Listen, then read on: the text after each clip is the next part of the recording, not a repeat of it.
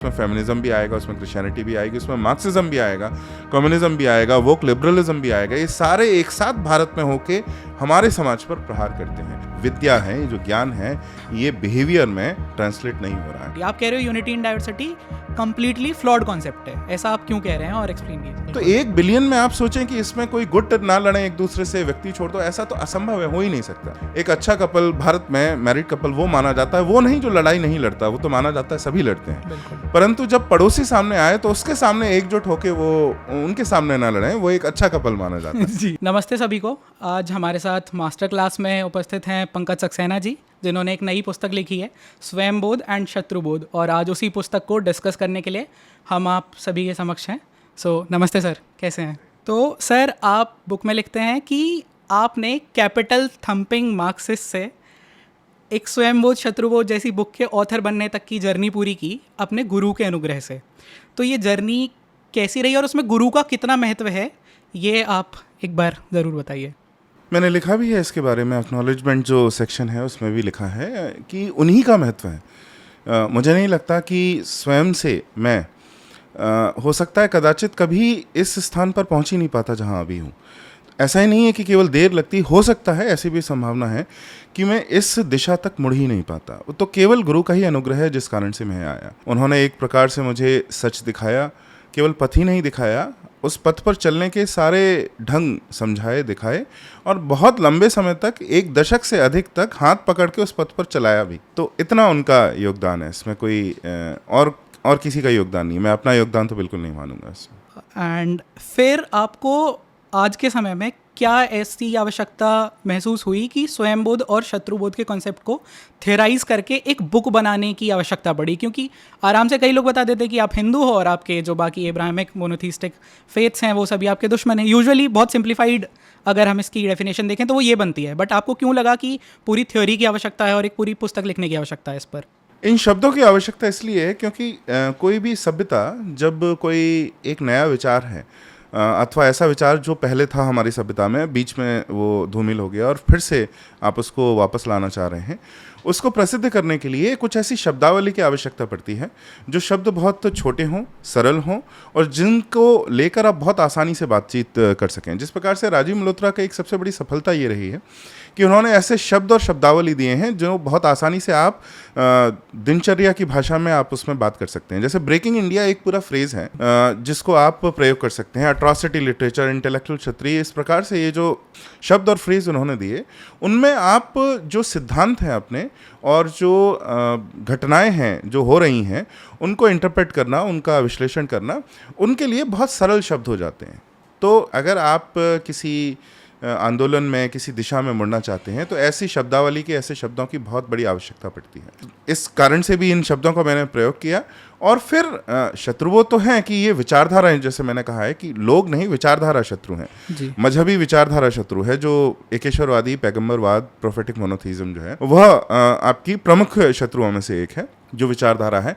परंतु वह कैसे कार्य करती है, हिंदू समाज को कैसे नष्ट कर रही है, नष्ट करने का प्रयास कर रही है, क्या उनका प्लान है, क्या उनकी मोडस ऑपरेंडाई है, किस प्रकार से वे कार्य करते हैं, इस सब को समझने के लिए तो थोड़ा विस्तार में जाना आवश्यक था, इसलिए पुस्तक को लिखा। फिर आप जब एक्नॉलेजमेंट सेक्शन में आप बात करते हो, आप अपना लिटरेचर की पढ़ाई के विषय में भी काफ़ी कुछ बताते हैं कि आपने कितना लिटरेचर में, आप कई लोगों के नाम लेते हैं, जैसे प्रेमचंद हुए, फिर वृंदावन लाल वर्मा हुए, दोस्तोयेव्स्की हुए, फिर आपके सबसे फेवरेट हैं लॉरेन आइजली, इन सब की आप बातें करते हैं। तो और नाइपॉल, इवन नाइपॉल जो आजकल काफ़ी कम डिस्कस हो रहे हैं बट बहुत महत्वपूर्ण है।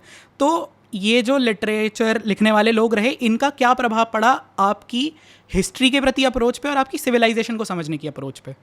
मैं ऐसा समझता हूँ कि बहुत सारे जो बड़े विद्वान भी हैं, जो जिन विषयों की मैंने चर्चा की इस पुस्तक में, इस्लाम, ईसाईयत, इतिहास, इंटरनेशनल रिलेशंस, जियोपॉलिटिक्स, इन विषयों की जब हम चर्चा करते हैं, दर्शन की करते हैं, तो अधिकांश होता ही है जो कि हिंदू दृष्टि नहीं है एक रूप से, कि आप उसी विषय में बहुत डीप जाते हैं, जो गहराई से जाना बहुत आवश्यक है। मैं उसमें मना नहीं कर रहा, उसके बिना कार्य नहीं होगा। तो आपको किसी भी विषय को अच्छे से समझना और समझाना है तो बहुत गहराई में ही जाना पड़ेगा। परंतु एक संपूर्ण विचार ना होने के कारण वे और कुछ नहीं देख पाते, दूसरे विषय नहीं देख पाते। और ये ना देख पाने के कारण एक बड़ी कमी ये आ जाती है कि जो तुलनात्मक अध्ययन है और उपमाएं हैं, वो उपमाएं हमको नहीं मिलती। लिटरेचर वो उपमा हाँ, साहित्य से वह उपमा आती है। और साहित्य आपको सिखाता है कि किसी भी विषय को उसके जीवन के एक पूरे संपूर्ण आयाम में आप देखने का प्रयास करें। उसको केवल एक विधा या एक डिसिप्लिन या एक विषय इस रूप से ना देखें, और दूसरा मैनिफेस्टेशन में देखें, उसके कार्यान्वयन में देखें। Okay. तो साहित्य में life as it is, life as it manifest, उसका वर्णन है। तो ये सिद्धांत की चर्चा बहुत कम है साहित्य में, बहुत कम आप देखेंगे सिद्धांतों पर सीधे चर्चा हो। और साहित्य में बुरा माना जाता है कि अगर आपके दो पात्र सीधे सिद्धांतों पर बड़ी लंबी चर्चा कर रहे हैं, क्योंकि वह फिर दर्शन ग्रंथ जैसा बनने लगता है। तो साहित्य में आपको क्रियान्वयन ही दिखाना होता है, उससे इंगित करना होता है, उससे इशारा करना होता है कि क्या आप कहना चाह रहे हैं। और दर्शक के पास ये स्वतंत्रता होती है कि वह उस पाठक के पास कि वह उससे कितना ग्रहण कर सके। तो ये साहित्य का एक आयाम होते हैं, साहित्य का आप कह सकते हैं उसका असर है। तो इसने मुझे किसी भी विषय को केवल उस विषय तक सीमित ना रहना यह सिखाया, उस विषय से अधिक निकलना सिखाया, इसलिए तुलनाएं करना सिखाया। आपने अगर पुस्तक पूरी पढ़ी है तो जहाँ अंत करता हूँ मैं, वहाँ 3 एनेक्डोट्स, 3 कथाएं मैं लेता हूँ। तो उसमें एक श्री रामस्वरूप जी का कथन है, एक लॉरेन आइजली का है, और एक स्वयं मेरे गुरु का है। और वो तीनों में बहुत स्ट्राइकिंग सिमिलरिटी है, वो लगभग एक जैसे कथन है। और ये मेरे गुरु तो ऑफ कोर्स रामस्वरूप और लॉरेन आइजली दोनों को जानते थे, पर ये उन्होंने बहुत पहले कहा था और बिना किसी ऐसे पृष्ठभूमि के कहा था। और लॉरेन आइजली और रामस्वरूप तो एक दूसरे को, रामस्वरूप हो सकता है जानते हो, परंतु लॉरेन आइजली तो रामस्वरूप को नहीं जानते होंगे, ऐसा हम मान सकते हैं। परंतु एक एवोल्यूशन में, क्रमिक विकास में जो बात कह रहे हैं, दूसरे देवताओं में, एक प्रकृति में, एक संस्कृति में, और मेरे गुरु प्रकृति संस्कृति दोनों को मिलाकर वह बात कह रहे हैं। तो ऐसी तुलनाएं करना संभव हो पाता है जब आप बहुआयामी रूप से विषयों को देखते हैं। वह साहित्य के बिना थोड़ा कठिन हो जाता है। और साहित्य से जो एक कवितात्मक शैली है बात करने की, मैंने इसमें प्रयास किया है कि मैं उसको जितना कथात्मक, कवितात्मक बना सकूं, इस विषय को जितना कर सकता था, विदाउट कॉम्प्रोमाइजिंग कि उसका जो विषय है वह कहीं धूमिल ना हो जाए, इतना मैंने प्रयास किया। आगे आने वाली पुस्तकों में मैं और भी उसमें प्रयास करूंगा। नाइपॉल का आप संदर्भ देते हैं, और नाइपॉल इसमें सबसे अच्छे माने जाते हैं, लाइक प्रोज का जो बढ़िया यूज़ किया उन्होंने। जी, तो आगे बढ़ते हुए जब आप बुक शुरू कर रहे होते हैं, उसमें इंट्रोडक्शन में एक सेक्शन आता है जहाँ बता रहे होते हैं कि इस्लामिक वर्ल्ड में बहुत सारे मतभेद हैं अंदर, लेकिन उसके बाद भी वो एक साथ यूनाइट हो जाते हैं। जबकि कॉमन परसेप्शन हिंदूज़ के बीच में यही है कि इस्लाम यूनाइट इसलिए हो पाता है क्योंकि वो एक ही बुक पे काम कर रहा है और रिलीजन के बारे में वो बस सोच रहे होते हैं। तो यहाँ आप एक तो जो डिफरेंसेस हैं इस्लामिक वर्ल्ड की, जो स्ट्राइफ है, उसे आप थोड़ा यहाँ एक्सप्लेन कीजिए कि कैसे ये परसेप्शन लोगों का टूटे कि ऐसा नहीं है कि वहाँ कोई समस्याएं नहीं होती हैं। जैसा कि हम अपने हिंदू समाज के अंदर लड़ाइयों को लेकर बहुत क्षुब्ध हो जाते हैं ना, कि हम बहुत बिखरे हुए हैं, बटे हुए हैं। वहीं इस्लाम में भी ऐसी लड़ाइयाँ हैं कई सारी, जो आपने एक्सप्लेन की हैं बुक में। एक बार उन पर प्रकाश डालें, और उसके बाद क्यों वो इन डिफरेंसेस के बाद भी साथ आने के लिए तैयार रहते हैं, ये एक्सप्लेन कीजिए। उसका कारण उनका वो एक साथ इसलिए आ पाते हैं, बहुत सारे आंतरिक मतभेदों के बाद भी, उसका कारण शत्रुबोध ही है, बहुत तीव्र शत्रुबोध। और उनके लिए, एक मुसलमान के लिए और इस्लामी समाज के लिए शत्रुबोध होना बहुत आसान है। उसका कारण ये उनका शत्रुबोध ही स्वयं बोध है, दो अलग अलग नहीं है। क्योंकि उनकी स्वयं की कुछ अवधारणा नहीं है। जो उससे पहले जो समाज उनके पास रहे, वो जो करते थे उसका ठीक उल्टा करना, यह उनकी पूरी अवधारणा है। तो इसमें शत्रुबोध जो हो गया वही स्वयंबोध हो गया। उन्हें अलग अलग समझने की आवश्यकता नहीं, इसलिए भी ये आसान है। इसलिए भी इस्लाम ट्रेवल्स फास्टर और क्रिश्चियनिटी ट्रेवल्स फास्टर, क्योंकि आपको स्वयं के बारे में बहुत नहीं सोचना है, जो दूसरा कर रहा है उसको नहीं करना है या उसका उल्टा करना है, इस तरह की बात है। वे यूनाइट तो होते हैं एक पुस्तक में, किताबी लोग हैं, वे अपने आप को किताबी कहते हैं। और ये बहुत महत्वपूर्ण बात है, हिंदुओं को समझ में ही नहीं आती कि किताबी लोग हैं, ये कहने का क्या अर्थ है। क्योंकि हमारे यहाँ बहुत पुस्तकें थी, आज भी हैं, और अनगिनत पुस्तकें। मैंने एक सेक्शन में उसको पूरा वर्णन भी किया है कि कैसे किताबी होने का मतलब क्या है। तो मैं अगर उसको संक्षिप्त में समझाऊं तो हिंदू या कोई भी पारंपरिक समाज किस प्रकार से अपनी अस्मिता ढूंढता है, अपनी आइडेंटिटी कैसे ढूंढता है, वह ऐसे ढूंढता है कि उसका भोजन क्या है, उसकी भाषा क्या है, उसका क्षेत्र क्या है, उसका कुल कुटुंब क्या है। इससे वह निर्धारित करता है कि उसकी कई अस्मिताएं जो हैं, अथवा एक ही अगर अस्मिता उसको बनानी है तो इन सब से निर्धारित होती है, जो बहुत कॉन्क्रीट हैं, जो बहुत ठोस बिंदु हैं। परंतु आप देखेंगे कि एक परभणी, जो मैंने पहला जो इंट्रोडक्शन में लिया है, विदिशा में कोई जी। एक ऐसा प्रसंग है जहाँ पर विदिशा के जो मुसलमान हैं, जिनको कोई हो सकता है कि वह मानचित्र पर ढूंढ भी ना पाए कि बिल्कुल। फ़िलिस्तीन कहाँ है और इज़राइल कहाँ है, लेकिन उसके बाद भी एक सूक्ष्म विचार, एब्स्ट्रैक्ट आइडिया पर वो एक हो जा रहे हैं। तो ऐसा इसलिए है कि पुस्तक में मैंने विस्तार में लिखा है, यहाँ मैं बहुत विस्तार में नहीं जाऊँगा। जब मोसेस, जूडाइज़म में इसकी सारी जड़ें हैं, इन सब पूरा इस्लाम ने कुछ भी नया नहीं किया, ये सारे जो आविष्कार हैं जूडाइज़म और क्रिश्चियनिटी ने किया, यहूदी मजहब और ईसाइयत ने किया है। जी। तो जब मोसेस इजिप्ट से यहूदियों को पहली बार जब इज़राइल ला रहे होते हैं, उनसे पहले भी यहूदी मजहब है, परंतु उसके जो आधारशिलाएं हैं, जो उसके परमानेंट फीचर्स हैं कुछ, वो मोसेस के बाद आते हैं। 10 कमांडमेंट्स जिनकी बात करते हैं जी। वे मोसेस देते हैं। तो मोसेस जब इजिप्ट से ले जा रहे होते हैं यहूदियों को, तो उनके पास एक समस्या है। समस्या ये है कि कई महीने लगेंगे, कई मास लगेंगे उन्हें इजिप्ट से इजराइल जाने में। वो बहुत पुराना समय था, पैदल जाना होता है, और रेगिस्तान का ये क्षेत्र है, सिनाई पेनिनसुला से, जो आज इजिप्ट और इजराइल गाज़ा का जो बॉर्डर है, वहाँ पर से वे ले जा रहे हैं। वे एक क्षेत्र छोड़कर दूसरे क्षेत्र में ले जा रहे हैं। इजराइल जो प्रॉमिस लैंड है, जो उन्होंने कभी देखी नहीं है, केवल कल्पना में मोसेस से सुनी है। उस समय तो और कोई साधन भी नहीं होते थे, केवल सुनी है। और वहाँ का प्रॉमिस है, वहाँ उनको वादा किया गया है, परंतु वादे से अधिक उनके पास कुछ भी नहीं है। तो ऐसे में कोई कॉन्क्रीट मार्कर्स ना होने के कारण, कि अस्मिता के, कि ना भोजन, ना भाषा, ना वह स्थान जिससे वो अपने आप को रिलेट कर सकें, स्वयं को अपने आप को जोड़ सकें, ऐसे ना होने के कारण उनको एकजुट कैसे रखें, उनको अपने अनुयायी कैसे बनाए रखें, यह समस्या मोसेस के पास थी। तो वो दो चीज़ों का आविष्कार करते हैं। एक तो कि जो आइडेंटिटी है, लॉयल्टी है, उसको वो रखते हैं। वो आइडिया क्या है? 10 कमांडमेंट्स। आप क्ले टैबलेट पे, एक बुक हो गया, वो पहले बुक का संस्करण है उस समय, कि 10 कमांडमेंट्स हैं, वो डॉगमा है, रूढ़ी है, उनको आपने लिख दिया, जिनको आप उसमें स्टोन टैबलेट या क्ले टैबलेट पे आप ले जा सकते हैं, साथ में उसके ट्रैवल कर सकते हैं। तो मोबाइल बना दिया कि ये जो, जिससे आप अपने आप को जोड़कर देखें, जिस विचार से, वह विचार जो है मोबाइल बना दिया। दूसरा, एक टैबरनेकल का आविष्कार किया, कि एक टेबल है जो टेम्परेरी टेबल है, जैसे आज फोल्डिंग टेबल है, वो फोल्डिंग टेबल आपने कहीं भी लगाई, उस पर एक कपड़ा बिछाया, कपड़े बिछाने के ऊपर एक पात्र रखा, और वहाँ आप प्रेयर आप कर रहे हैं। तो आपको ना तो परमानेंट मंदिर चाहिए, ना क्षेत्र चाहिए, ना ऐसी कोई भाषा, ना जो जितने भी कॉन्क्रीट मार्कर्स होते हैं अस्मिता के, आइडेंटिटी के, वो आपको कुछ भी नहीं चाहिए।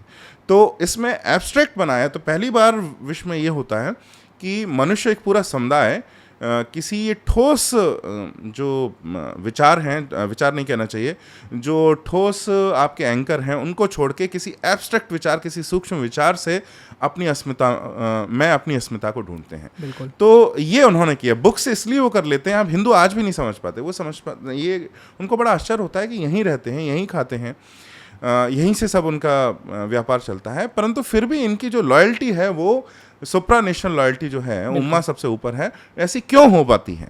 तो होती है, ये तो सबको पता है, पर मेटा क्वेश्चन क्या है? मेटा क्वेश्चन ये है कि ऐसा कैसे होता है? तो उसका कारण जो है वो इतिहास में है, उसको रिवायर किया गया, और इसको हर सप्ताह या हर फ्राइडे को, और फिर जो त्यौहार उनके होते हैं, त्यौहार तो नहीं कहना चाहिए, उनके जो फेस्टिवल्स होते हैं जो बाकी के, उस पर जो बार बार रिपीट किया जाता है, बार बार उनको उन सिद्धांतों को बताया जाता है कि देश कुछ नहीं है, क्षेत्र कुछ नहीं है, ये सारे जो मार्कर्स हैं ये कुछ नहीं है, और आप केवल और केवल उम्मा जो है वो लॉयल्टी देखें।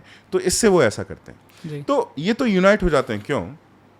लेकिन उसके बाद भी बहुत सारे हमारे क्षेत्र, भाषा पे लड़ाई तो होनी ही है। बिल्कुल। तो उनके अंदर भी बहुत लड़ाई होती है। कॉनराड एल्स्ट और अरुण शौरी कहते हैं कि जो मुख्य हत्याएं मुसलमानों की होती हैं, वो कोई गैर मुसलमान नहीं करते हुए, और वो आंकड़े लेके कहते हैं, वो ऐसा क्लेम नहीं कर रहे हैं, आंकड़े लेके कहते हैं कि ये 90% से ऊपर मुसलमानों की जो हत्या हो रही है, वो मुसलमान ही कर रहे हैं, वो कोई दूसरा नहीं कर रहा है। तो उनके अंदर भी बहुत भेद हैं।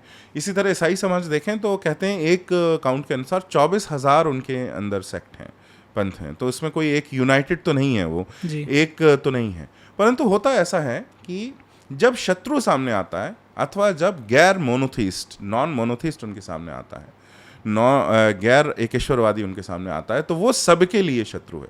तो इसी मैंने इंट्रोडक्शन में भी लिखा है, भूमिका में भी कि अली ब्रदर्स का बड़ा प्रसिद्ध जी। कथन है गांधी के बारे गांधी में, जी उनसे के पूछा जाता है और वे कहते हैं इस्लाम मुझे यही सिखाता है कि गांधी सबसे अच्छे हिंदू ही क्यों ना हो, वे सबसे खराब मुसलमान से नीचे मेरे रहते हैं। लिए प्राथमिकता में नीचे ही रहेंगे। तो ये पिरामिड ऑफ प्रायोरिटीज उनके लिए बहुत क्लियर है। ये आपको इसका एक आधुनिक पिरामिड ऑफ प्रायोरिटीज इसलिए मैंने कहा है कि हिंदुओं को भी बहुत स्पष्ट होना चाहिए, वरना हम ये युद्ध जो है वो नहीं जीत सकते। बिल्कुल। एक आधुनिक समय में भी एक उसका उदाहरण बड़ा सुंदर है, इंटरसेक्शनैलिटी पिरामिड है, बहुत अच्छे से इन्होंने बनाया है कि जब ये LGBTQ और उसमें भी जो अतियाँ हो गई, पहले फेमिनिज्म था, फिर रेडिकल फेमिनिज्म हुआ, जो गेज और लेस्बियंस, और उसके बाद फिर LGBTQ उसमें जुड़ता गया। जी, जी। अभी कितने हैं, 150 हैं, पता नहीं कितने हैं। तो उसमें वो जो रेडिकल ये जो सेक्सुअलिटी के जो जेंडर्स और ये जो सब हुआ, तो उनमें लड़ाइयाँ बहुत होने लगी, क्योंकि पेट्रियार्की तो पहले ही नाश कर दी थी, तो वो तो बचे ही नहीं थे लड़ाई लड़ने के लिए। इनका मुख्य क्लैश हुआ फेमिनिस्ट के साथ। आज भी जो मुख्य क्लैश है LGBTQ जो तबका है, उसका जो मुख्य जो लड़ाई है वो फेमिनिस्ट के साथ है, क्योंकि वो फेमिनिस्ट की जो अधिकार हैं और उनके जो उन्होंने जो इंस्टीट्यूशंस को कैप्चर किया था, उस अब उनको अपदस्थ कर रहे हैं। तो समस्या उनको हो रही है। पेट्रियार्स तो जो फॉर्मर पेट्रियार्स तो साइडलाइन पे बैठ के तमाशा देख रहे हैं, क्योंकि उनसे उनकी सत्ता तो गई, बहुत पहले चली गई थी, परंतु वो फेमिनिस्ट और इनके बीच में लड़ाई देख रहे हैं। तो लेकिन हुआ ये कि उसमें जो विजनरी थे, उसमें उन्होंने कहा कि देखो ये सब लड़ाइयाँ ठीक हैं, लड़ते रहो, परंतु जब पेट्रियार्क सामने अगर हैं किसी देश में, या उनके जो पुराने शत्रु हैं, कि वो पेट्रियार्क कहाँ देखेंगे। पेट्रियार्की भी कहना उसका अर्थ यही है, जो ट्रेडिशनल जो पारंपरिक समाज हैं उनको, उनमें आप पेट्रियार्की देख के पितृसत्तात्मक ये सब जो आयाम है वो देख के उनको नाश करने का प्रयास करें। तो जब उनको नाश करना है, भारत जैसे देश का अभी भी धर्मांतरण नहीं हुआ है, चीन का अभी भी नहीं हुआ है, उत्तर पूर्व एशिया का अभी भी नहीं हुआ है, ये दक्षिण पूर्व एशिया का अभी भी नहीं हुआ है, तो इनको, जापान का नहीं हुआ है, तो इनको धर्मांतरित करने के लिए ऐसे सिद्धांतों की अभी भी आवश्यकता है। और इसमें सभी सिद्धांतों की आवश्यकता है। उसमें फेमिनिज्म भी आएगा, उसमें क्रिश्चियनिटी भी आएगी, उसमें मार्क्सिज्म भी आएगा, कम्युनिज्म भी आएगा, वोक लिबरलिज्म भी आएगा। ये सारे एक साथ भारत में होके हमारे समाज पर प्रहार करते हैं। तो उनका लक्ष्य ये था कि एक ऐसा इंटरसेक्शनैलिटी पिरामिड बना दें कि अगर हिंदू है, बेसिकली वो कहेंगे नहीं, लेकिन इंडियन पे ब्राह्मणिकल पेट्रियार्की जब वो बात करेंगे, तो इसका अर्थ है कि हमारे प्रैक्टिकल पर्पसेस से हमारे अंदर की लड़ाइयाँ अलग हैं। मैं ये नहीं कह रहा हूँ कि एक तबका अच्छा ही है और एक तबका बुरा ही है। हमारे अंदर जाति और उनमें भी लड़ाइयाँ होती हैं, उसमें बुरा हुआ है, वो सब एक अलग बात है। परंतु हम जब वो ब्राह्मणिकल पेट्रियार्की, जब कौन थी वो पश्चिमी कोई बहुत बड़ी सिंगर थी, रिहाना या ऐसा कुछ, जिसने वो ब्राह्मणिकल पेट्रियार्की इस पे भी कुछ वो किया था, या ऐसे किसी इशू पर किया था, तो जिसको कुछ पता भी नहीं हो, मुझे नहीं लगता कि वो ढंग से स्पेल कर भी पाएगी ब्राह्मणिकल पेट्रियार्की, और उसको ब्राह्मण कौन होते हैं उसको कुछ नहीं पता होगा। तो हम फॉर ऑल प्रैक्टिकल पर्पसेस, हमारे लिए ब्राह्मणिकल पेट्रियार्की, हम उसको सुने हिंदू समाज। उनको हिंदू समाज का जब नाश करना है तो वे अपने अंदर की लड़ाइयाँ सब समाप्त कर लेंगे।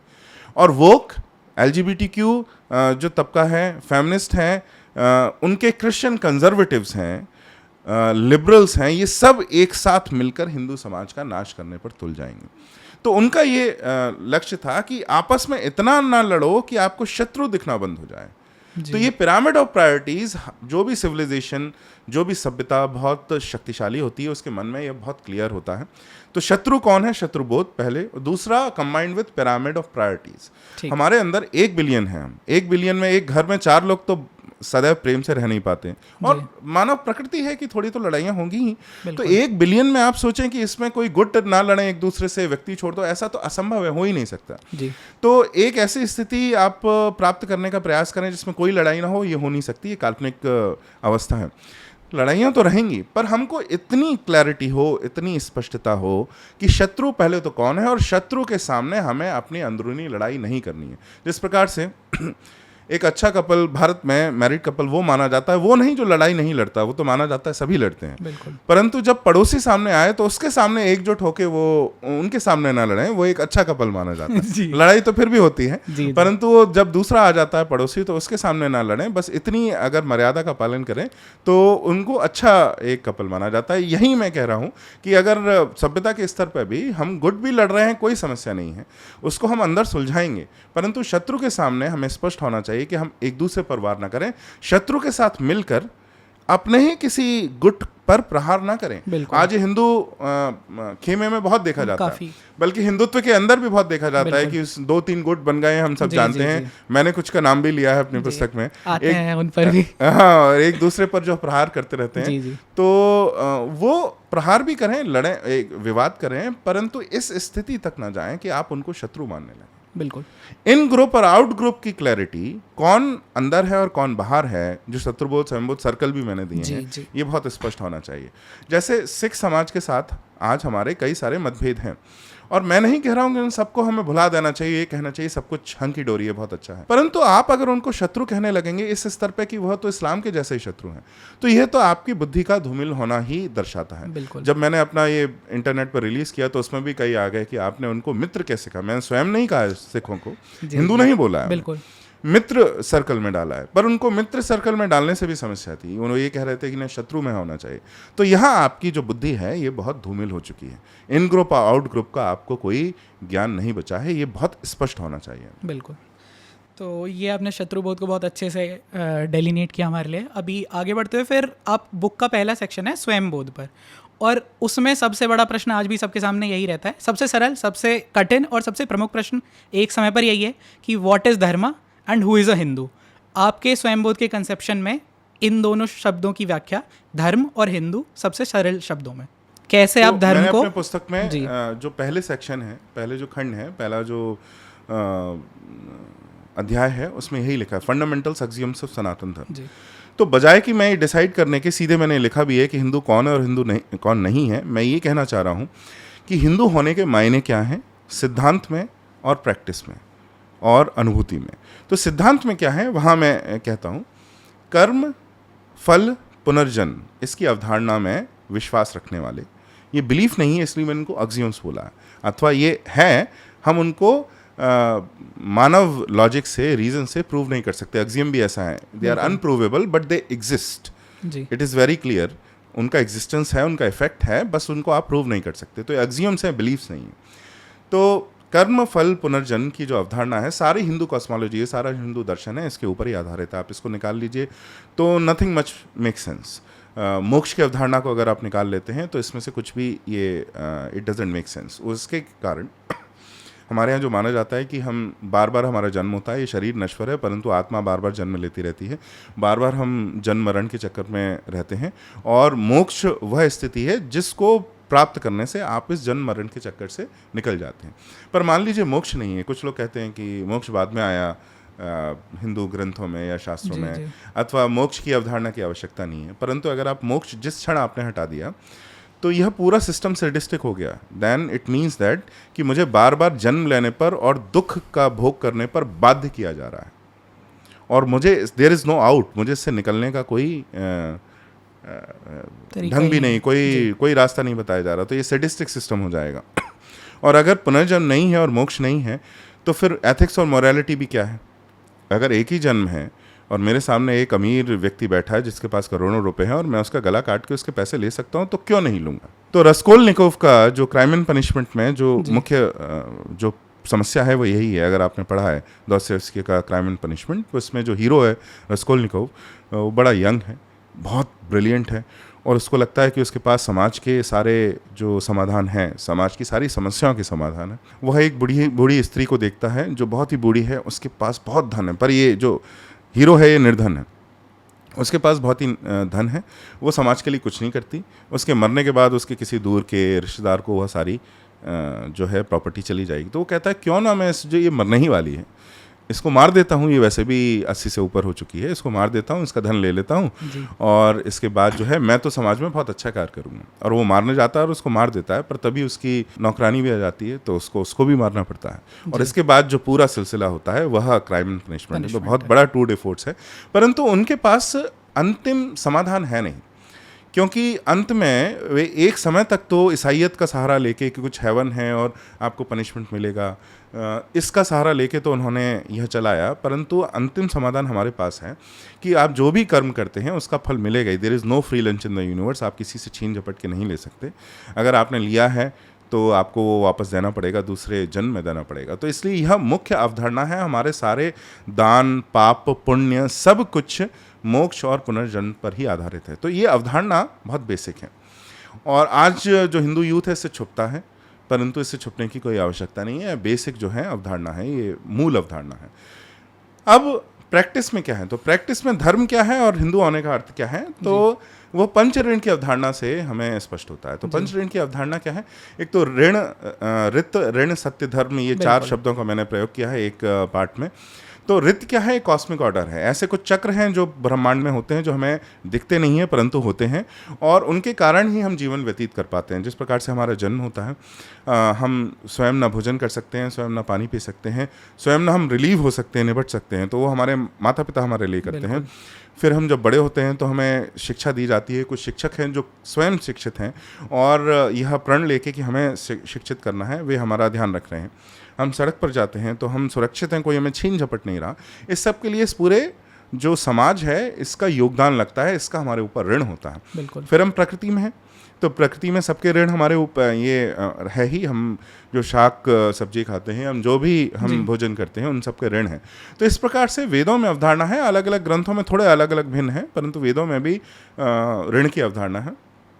5 ऋण बताए गए हैं कि 5 प्रकार के ऋण आपके ऊपर हैं और इनको उतारना ही ये रित है। रित में आप चलते हैं, उससे भी ऋण आपके ऊपर क्रिएट होते हैं इस कॉस्मिक ऑर्डर के तहत, और ऋण को चुकाना ही धर्म है। तो पंच ऋण के अनुसार आपका कर्तव्य बोध निर्धारित होता है कि आप एक पिता, पुत्र, भ्राता अगर हैं तो आपके क्या कर्तव्य हों, और उन कर्तव्यों को निभाना ही धर्म बताया जाता है। तो सबसे पहले देव ऋण है कि देवताओं ने यह सृष्टि का सृजन किया है और उनके ऊपर ही सब कुछ आधारित है। देवता हमारे यहाँ सिद्धांत नहीं है, वे असली हैं। तो सबसे पहले जो है वो देव ऋण है। और फिर हम नॉलेज सोसाइटी कहते हैं, ज्ञान समाज कहते हैं। तो ज्ञान समाज क्या है, ऋषि ऋण। तो ऋषियों ऋण है, उनको हमें सपोर्ट करना, उनका समर्थन करना, ऐसा समाज बनाना जो ऋषि समाज का समर्थन करके उनको प्रोड्यूस करते रहे, पूरी एक सोसाइटी ऐसी उनके लिए संभव करते रहे। फिर पितृ ऋण है, हमारे माता पिता ने संतति करने का, जब विवाह किया और संतति करने का जो निर्णय लिया, इस कारण ही हम हैं। ये तो भौतिक कारण है।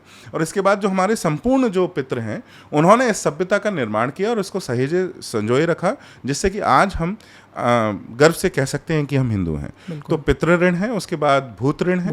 भूत का अर्थ है यहाँ पर प्रकृति, और प्रकृति के जो विभिन्न आयाम हैं उनका आपके ऊपर ऋण है। और फिर नर ऋण है, आपके जो पूरा समाज है उसका आपके ऊपर ऋण है। तो ये सारे ऋण को चुकाना, सारे कर्तव्यों का निर्धारण यही होता है। तो एक ईसाई होना केवल बिलीफ की बात है, एक मुसलमान होना केवल बिलीफ की बात है, रूढ़ी की बात है, परंतु एक हिंदू होने में कुछ रिचुअल होते हैं, कुछ रीतियां होती हैं। वो रीतियां और वो कर्तव्य आपके पंच ऋण की जो अवधारणा है ये निर्धारित करते हैं। आपका जहाँ भी जन्म हुआ है, जिस भी स्थिति में हुआ है, उसके अनुसार आपके कुछ कर्तव्यों का निर्धारण होता है, कुछ रीतियों का निर्धारण होता है।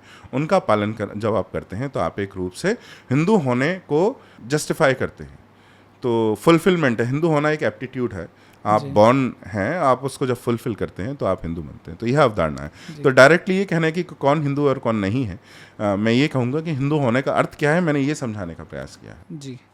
तो आपने यहाँ कहा कि एक होता है देव ऋण और भूत ऋण प्रकृति के प्रति, और वहीं दूसरी ओर इसके कंपैरिजन में यहाँ हम देवताओं को, मतलब नेचर को देवता के रूप में पूजा करते हैं उनकी। वहीं दूसरी ओर एनवायरमेंटलिज्म है वेस्ट का।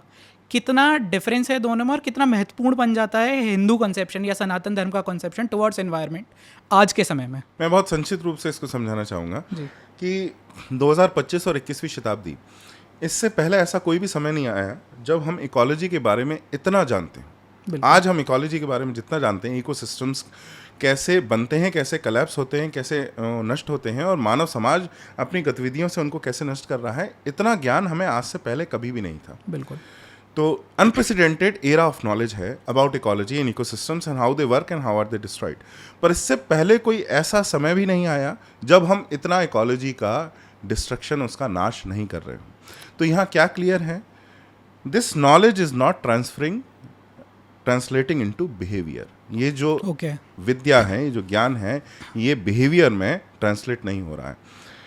जब आप हिंदू रूप से जब आप ध्यान करते, जो मैंने हिंदू होने का, उसमें एक और महत्वपूर्ण है कि कर्मफल और पुनर्जन्म, ये तो सिद्धांत हैं, फिर इससे निकलें कैसे, वो ध्यान के बिल्कुल, meditate साधन करके। से, जब आप ध्यान करते हैं, जब आप मेडिटेशन करते हैं, जब आप योग करते हैं, इसलिए योग हमारा एक मुख्य धड़ा है। Philosophy। तो जब आप योग करते हैं तो आपका बिहेवियर, आपका व्यवहार बदलता है। जब आपका व्यवहार बदलता है तब वह आप अपनी इच्छाओं को सीमित कर सकते हैं। जब अपनी इच्छाओं को सीमित करेंगे तब जाके इकोलॉजी का डिस्ट्रक्शन रुकेगा, समाज के स्तर पर भी। पश्चिम का ढंग ये है, इच्छाओं को कंट्रोल करने का तो वो कोई प्रयास नहीं करते, अंदर से मार्केट में रोकने का प्रयास करेंगे, परंतु अगर व्यक्ति ही इतने आतुर हैं ये सब खरीदने के लिए तो मार्केट कहेगा कि ये तो हमारी गलती थोड़ी है, ये तो लोग चाहते हैं। तो हमारे सभ्यता में जो कार्य किया जाता है वो व्यक्ति के व्यवहार पर किया जाता है कि वह अपनी वो जो इच्छाएं हैं, इच्छाओं को इंद्रिय निग्रह करे, इच्छाओं को कंट्रोल करे।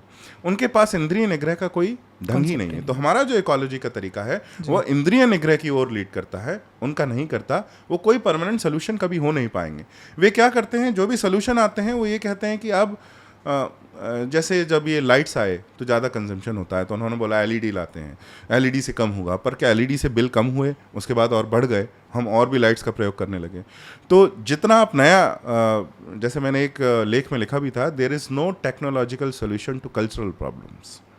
जी, जो संस्कृति के स्तर पर जो समस्या है उसका आप तकनीकी ढंग से उसका हल नहीं निकाल सकते, क्योंकि तकनीकी ढंग से केवल टेम्परेरी फिक्स है जो थोड़े समय में वो और भी एक्सीड हो जाता फ्लिप कर है। जाता है। आपको एक इतना फ्लिप क्या, आप और एक्सटेंड हो जाते हैं कि पहले तो आप इतना कर रहे थे क्योंकि आपको मालूम था सीमा इतनी ही है, अब सीमा आपने बढ़ा दी तो वो बहुत शीघ्र ही उस सीमा को भी वो लांघ जाते हैं। परंतु जब आप व्यवहार को बदलते हैं, व्यवहार को संतुलित करते हैं, तब जाके अंदर से मूल रूप से इकोलॉजी का संवर्धन होता है, वो बचती है। फिर आपने ये भूत ऋण की बात हुई यहाँ पे, उसके बाद आपने पितृ ऋण का भी कॉन्सेप्ट कहा है कि एंसेस्टर वर्शिप कितनी इंपॉर्टेंट हो जाती है हिंदुओं के केस में।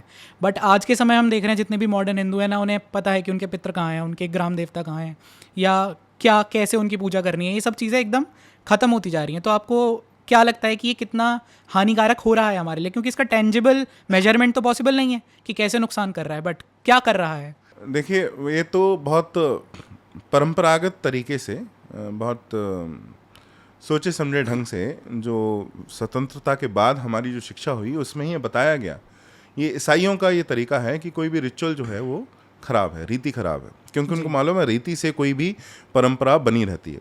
तो रीति को नष्ट करना है। अब रीति को नष्ट कैसे करना है, उसके लिए उन्हीं लोगों में रीति के प्रति घृणा पैदा कर दो, जो मैकाले का ढंग था। तो मैकाले जो कह रहा है वो कर कैसे रहा है कि हिंदू कैसे हैं, वो अपनी जो रीतियों का पालन करते हैं, प्रैक्टिस में हिंदू हैं जी। उन प्रैक्टिस से उनका मन विमुख कर दो, क्योंकि अगर मारने जाओगे तो हिंदू बिल्कुल नहीं मानेगा, वो कहेगा मार दो लेकिन मैं ये नहीं छोड़ूंगा।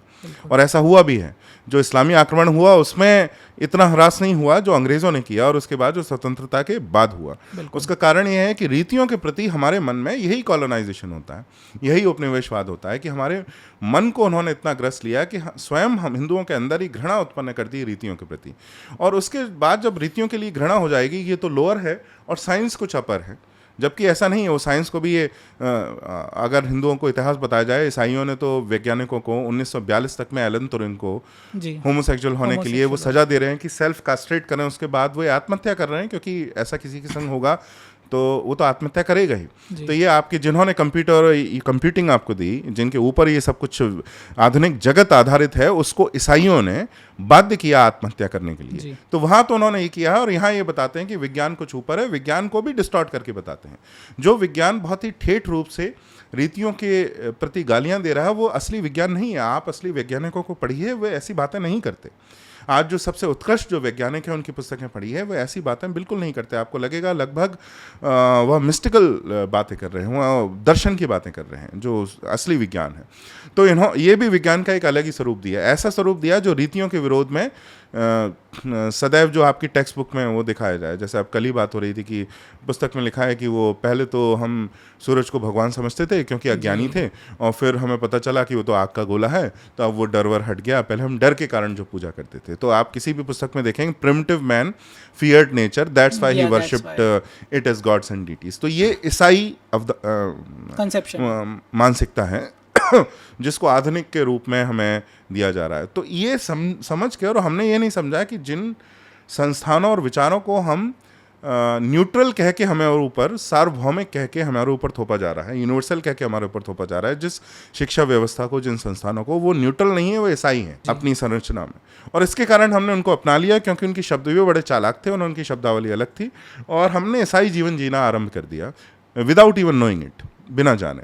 और इसके कारण ही ऐसा हुआ है। तो इसको तो जब हमें हिंदुत्व जब जागेगा हमारे अंदर, जब हमारे हिंदू जो जड़ें हैं उसके ऊपर जब हमारा गर्व और जागेगा, जो अब जाग रहा है, तो हमारे जो बालक हैं वे वापस इसमें आएंगे। और ये हो रहा है। मेरी जो पीढ़ी थी वह चीज़ों को छुपाने का प्रयास करती थी, अपने हिंदू होने को छुपाने का प्रयास करती थी। पर आज जो 18 वर्ष का जो बालक है, अगर उसको गर्व हो गया, सच का पता चल गया, तो उसको किसी से लेना देना नहीं है। वो पुरानी पीढ़ी का सम्मान करके अपना हिंदुत्व ना दर्शाए, यह नहीं है। वो तिलक लगा के, बहुत शब्द हैं चैड और ये सब वो जो बनाए हैं, वो उनका प्रयोग करेगा और उनको वो दिखाने का पूरा प्रयास करेगा। तो आज, और ये इसलिए हम जब गाली ही देते हैं अगली पीढ़ी को, तो उसके बजाय हमें ये भी देखना चाहिए इनका जो कॉन्फिडेंस है, अगर आप इनमें हिंदुत्व जगा दें तो ये बहुत अच्छे से और बहुत तेज़ी से वापस आएंगे। इसमें आप केवल बुरा ना माने। देखिए, कोई भी जीवन के कभी भी एक आयामी जीवन कभी भी नहीं होता। जीवन हर रूप में, हर समय में बहुआयामी ही रहता है। जी। तो इंटरनेट का भी कुछ खराब बहुत सारे उसके असर हैं, परंतु उसके बहुत सारे अच्छे भी ऐसे साइड इफ़ेक्ट्स हैं जो उन्होंने कभी सोचा नहीं था कि अच्छे होंगे। किसी ने नहीं सोचा था कि हिंदूवादी इंटरनेट पे आने से इतने प्रबल हो जाएंगे, सरकारों को आने में वो समर्थन करेंगे, इतना सब शोर मचाएंगे। आज अगर अब इजराइल फिलिस्तीन की लड़ाई देखें तो कमेंट सेक्शन में हिंदू इजराइल यहूदियों की ओर से लड़ रहे होते हैं। उसमें यहूदी तो 1-2 मिलेंगे, उसमें 100 में से 97-98 हिंदू लड़ रहे होते हैं। तो ये जो पूरी वर्कफोर्स जो क्रिएट हुई है, ये इसका भी इम्पैक्ट है, ये भी हमें सोचना है। तो पुस्तक में इसके बाद आगे बढ़ते हुए आप एक कंसेप्ट एक्सप्लेन करते हैं इवोल्यूशन और इन्वोल्यूशन का, और उसको एक्सप्लेन करते हैं आप हिंदू मंदिर में दर्शन के रूप में, कि हिंदू मंदिर में तब आप दर्शन करने जाते हो तो कैसे वो इन्वोल्यूशन और एवोल्यूशन हमें दिखाई देता है। यूजुअली हम लोगों के लिए, कॉमन लोगों के लिए ऐसा होता है कि हम मंदिर गए, भगवान के हाथ जोड़े, यूजुअली हम आँख तक बंद कर लेते हैं और फिर प्रार्थना कर रहे होते हैं। बट मैंने आपको पहले कई बार दर्शन करने के जो विधान है उस पर बात करते हुए सुना है, और वो बहुत इंटरेस्टिंग कॉन्सेप्ट है। तो आप इसे दर्शकों को इन्वोल्यूशन और एवोल्यूशन के कॉन्सेप्ट के थ्रू समझाएं। देखिए, एवोल्यूशन प्रोसेस है। अगर आप नील शुपिन एक बहुत बड़े वैज्ञानिक ऑथर हैं जी, उनकी 2 पुस्तकें बहुत सुंदर हैं। एक है your inner fish. Your inner fish में बताते हैं, ह्यूमन एनाटॉमी को स्टडी करते हैं, उसका अध्ययन करते हैं, और उसको अध्ययन करते करते मछली तक ले जाते हैं, फिश तक, और ये बताते हैं कि इसके स्तर पर हम सब एक ही हैं। ऊपर से हम बाहरी रूप से हम बहुत अलग अलग दिख रहे हैं, परंतु मछली तक हम एक ही हैं। और फिर वो अमीबा तक ले जाते हैं कि हमारा स्ट्रक्चर कैसे एक है। तो वो ऐसा नहीं कहते, पर अगर आप ये देखें, अमीबा से हम तक आती है, ये अद्वैत ऑफ एवोल्यूशन वो बता रहे हैं कि कैसे one becomes many, single celled organism.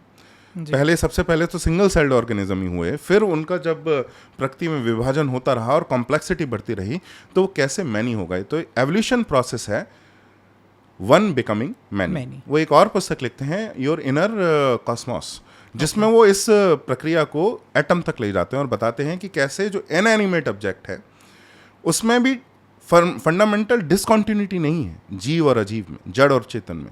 वो जड़ और चेतन में भी एक कॉन्टिन्यूटी है, एक निरंतरता है। और एटम के स्तर तक, परमाणु कहते हैं, या एटम, परमाणु के स्तर तक हम एक ही समानता वो देखते हैं। तो मैं इसको कहूँगा अद्वैत ऑफ कॉस्मोलॉजी। तो इसमें भी वन बिकमिंग मैनी का प्रोसेस है। तो वन बिकमिंग मैनी एवोल्यूशन है। ओके। अगर आप कश्मीर शैव दर्शन का अध्ययन करें या वेदांत का अध्ययन करें, उसमें अद्वैत का अध्ययन करें, तो ये प्रोसेस है वन बिकमिंग मैनी। एक ब्रह्म है, एक चेतना है। जो ब्रह्म जब सृष्टि का सृजन करता है तो वो एक से कई होता है। इसमें कश्मीर शैव दर्शन में बहुत विस्तार से इसको बताया गया है। 30 से ऊपर स्तर बताए गए हैं कि कैसे पराशिव जो हैं उनको सृष्टि का सृजन करने की कोई इच्छा नहीं है, परंतु उनमें जब पहली इच्छा आती है तो शिव और शक्ति में 2 में विभाजित होते हैं। तो जो परम स्तर है उसमें कोई 2 नहीं है, उसमें केवल एक चेतना है, जो जिसको कहीं जगह ब्रह्म, कहीं महाविष्णु, कहीं पराशिव बोला गया है, या कहीं जगदम्बा बोला गया है, या अथवा त्रिपुर सुंदरी बोला गया है। तो वो जब पहली बार विभक्त होते हैं तो शिव और शक्ति में बनते हैं। शिव को सृजन करने की कोई इच्छा नहीं, और ये कहते हैं कि शिव शक्ति के बिना शव हैं, यानी वो सृजन नहीं करते हैं। शक्ति को खेलने का, शक्ति बोर हो रही है, तो शक्ति वांट्स टू प्ले। तो जब शिव और शक्ति जब क्रंदन करते हैं, खेलते हैं, तो संसार का उत्पत्ति Creation होती होता है। है। तो उसमें 1 becoming 2, फिर वो 4, 5 और ऐसे करके Many. बहुत सारे मैनी बनते हैं और ये पूरा संसार की रचना होती है। इसको एवोल्यूशन के प्रोसेस की तरह हम बोल सकते देख हैं। हमारे यहाँ भी इस तरह के प्रोसेस डिस्क्राइब होते हैं। अब जिस स्तर में 1 became many, उसी स्तर से अगर आप बैक ट्रेस करें, देखिए एक सीढ़ी ऊपर से लगाई है और सीढ़ी से कई रास्ते आपने नीचे बनाए हैं। मान लीजिए पर्वत की चोटी पर खड़े हैं, उससे आपने 10-12 रास्ते जो है हर दिशा में आपने नीचे उतारे। तो जिस रास्ते से आप नीचे गए उससे आप ऊपर भी आ सकते हैं। बिल्कुल तो by the token of 1 becoming many, many can also become 1। बिल्कुल। तो जिस प्रकार से एक प्रोसेस होता है जब बहिर्मुखी होता है, जब ब्रह्म बहिर्मुखी होता है, जब पराशिव बहिर्मुखी होता है तो संसार का सृजन होता है। जब हम अंतर्मुखी होते हैं तो संसार का लय होता है। तो जब हम इंद्रिय निग्रह करते हैं, ध्यान करते हैं, साधना करते हैं, एक एक करके अपने इंद्रियों को और अपने सेंसेस को जब अंदर समेटते हैं और चेतना के स्तर पर आगे बढ़ते हैं, उसको हम इन्वोल्यूशन बोलते हैं। अब इसमें श्री अरविंदो की अवधारणा अलग है, तो उसको आप इससे हटा दीजिए। बहुत ही सुंदर पुस्तक लिखी गई है, मैं उसके बारे में एक रिव्यू भी लिखने वाला हूँ। Elements of IKS by Mohan Raghavan ji, Harsha Simaji और एक और हैं, IIT हैदराबाद में प्रोफेसर हैं, और उन्होंने IKS के ऊपर पुस्तक लिखी है। पर मुझे नहीं लगता कि पिछले 100-150 वर्ष में हिंदू होने को समझने के लिए इससे सुंदर पुस्तक लिखी गई है। मैंने इस पुस्तक में बारंबार उनको कोट किया है, मोहन राघवन जी को। तो एलिमेंट्स ऑफ IKS में इसको बहुत सुंदर रूप से बताया गया है। तो इन्वोल्यूशन ये है, इंद्रिय निग्रह है, लय है। तो हमारे यहाँ ऐसे बहुत सारे 3 के सेट्स होते हैं, सृष्टि, स्थिति, लय। सृष्टि संसार का सृजन, स्थिति उसको अपहोल्ड करना, लय उसको फोल्ड करना बाय मैनी बिकमिंग 1। तो जब चेतना के स्तर में आप मेडिटेशन अब ध्यान करते हैं तो आप ऊपर जाते जाते हैं और एक स्तर ऐसा आता है जब आप ब्रह्म में विलीन हो जाते हैं, आपको समझ में आता है कि आप स्वयं ही ब्रह्म हैं। तो ये प्रोसेस है।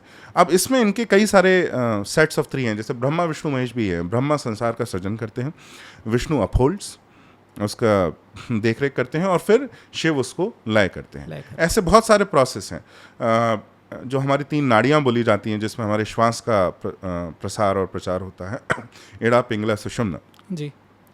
तो उसमें कहते हैं एक में दिन में, एक में रात में, और सुषुम्ना में जब दोनों संध्या काल होता है। और सुषुम्ना जो नाड़ी है वह जब ध्यान करते हैं तो उसमें जो प्राण का फ्लो होता है, तो इसलिए उसको और ऊंचे स्तर तक हम बोला जाता है। इस प्रकार से 3 स्टेट्स ऑफ कॉन्शियसनेस बोली जाती हैं, जागृत, स्वप्न, सुषुप्ति। सारे जो धार्मिक ग्रंथ हैं जो ध्यान की और मोक्ष की बात कर रहे हैं वो इसी की बात कर रहे हैं। और फिर इनके ऊपर जो हैं तुरीय और तुरीयातीत, इस तरह के स्टेजेस को डिस्क्राइब किया गया है। तो ये एवोल्यूशन से हम बहुत अच्छे से समझ सकते हैं।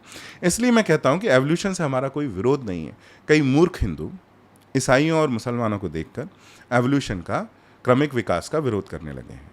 वो कुछ रील्स देखते हैं जिसमें कि वेस्टर्न ट्रेड्स, जो कि बड़े ठस ईसाई हैं, वो जिस प्रकार से एवोल्यूशन का विरोध करते हैं, क्रमिक विकास का, तो हमें भी करना चाहिए, क्योंकि वो ट्रेडिशन की बात कर रहे हैं। अब आपको समझ में नहीं आता, उनका ट्रेडिशन तो एंटी ट्रेडिशन है। Christianity is the original anti tradition. तो आप उनसे अपना साक्ष्य मत देखिए, हमारा एवोल्यूशन से कोई पंगा नहीं है। इसका अर्थ ये भी नहीं है कि मूर्खता से आप ये कहें कि वो तो दशावतार में एवोल्यूशन है, कुछ भी ऑर्डर है उसके अंदर, वो दशावतार में कोई एवोल्यूशन नहीं है। उनका लक्ष्य एवोल्यूशन समझाना नहीं था। हमारे इसका अर्थ ये भी नहीं है, आप उल्टा जो क्लेम करते हैं कि वेदों में सब कुछ ढूंढ लेते हैं। वेदों में सब कुछ है, किस रूप से है कि परम ज्ञान का उपदेश है।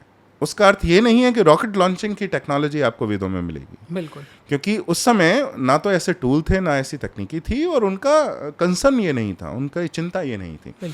तो एवोल्यूशन पे हमारे यहाँ कोई बड़े ग्रंथ नहीं लिखे गए, क्योंकि उनको चिंता उस समय ऐसा अनुसंधान करने की नहीं थी, ना उनके पास ऐसे टूल थे, ना ऐसी तकनीकी थी। जब हुआ तो हिंदुओं को कोई विरोध नहीं है उससे, इस बात से। तो ये हमें समझने का प्रयास करना चाहिए। ओके, तो जब ये आप हिंदू मंदिर में दर्शन करने जाते हैं तो तब हमें ये कॉन्सेप्ट कैसे दिखाई देता है? हाँ, तो ये तो मैंने कई स्थान पर कहा है, तो मैं उसको फिर से बताऊं कि जब many becoming 1, 1 becoming many, 2 process का है। जब ब्रह्म कई होता है, जब बढ़ता है, तो सिर्फ शक्तिपात बोलते हैं कि शक्ति ऊपर से नीचे आ रही है।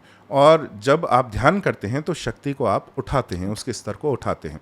जब चक्रों की अवधारणा है, जो मूलाधार से सहस्रार, 7 जो चक्रों की अवधारणा है, जो हमारे स्पाइन में हम एनविजन करते हैं, तो उसमें कुंडलिनी बोलते हैं मूलाधार पे रहती है जनरली, जी। उसकी डिफ़ॉल्ट ह्यूमंस में पोजीशन है।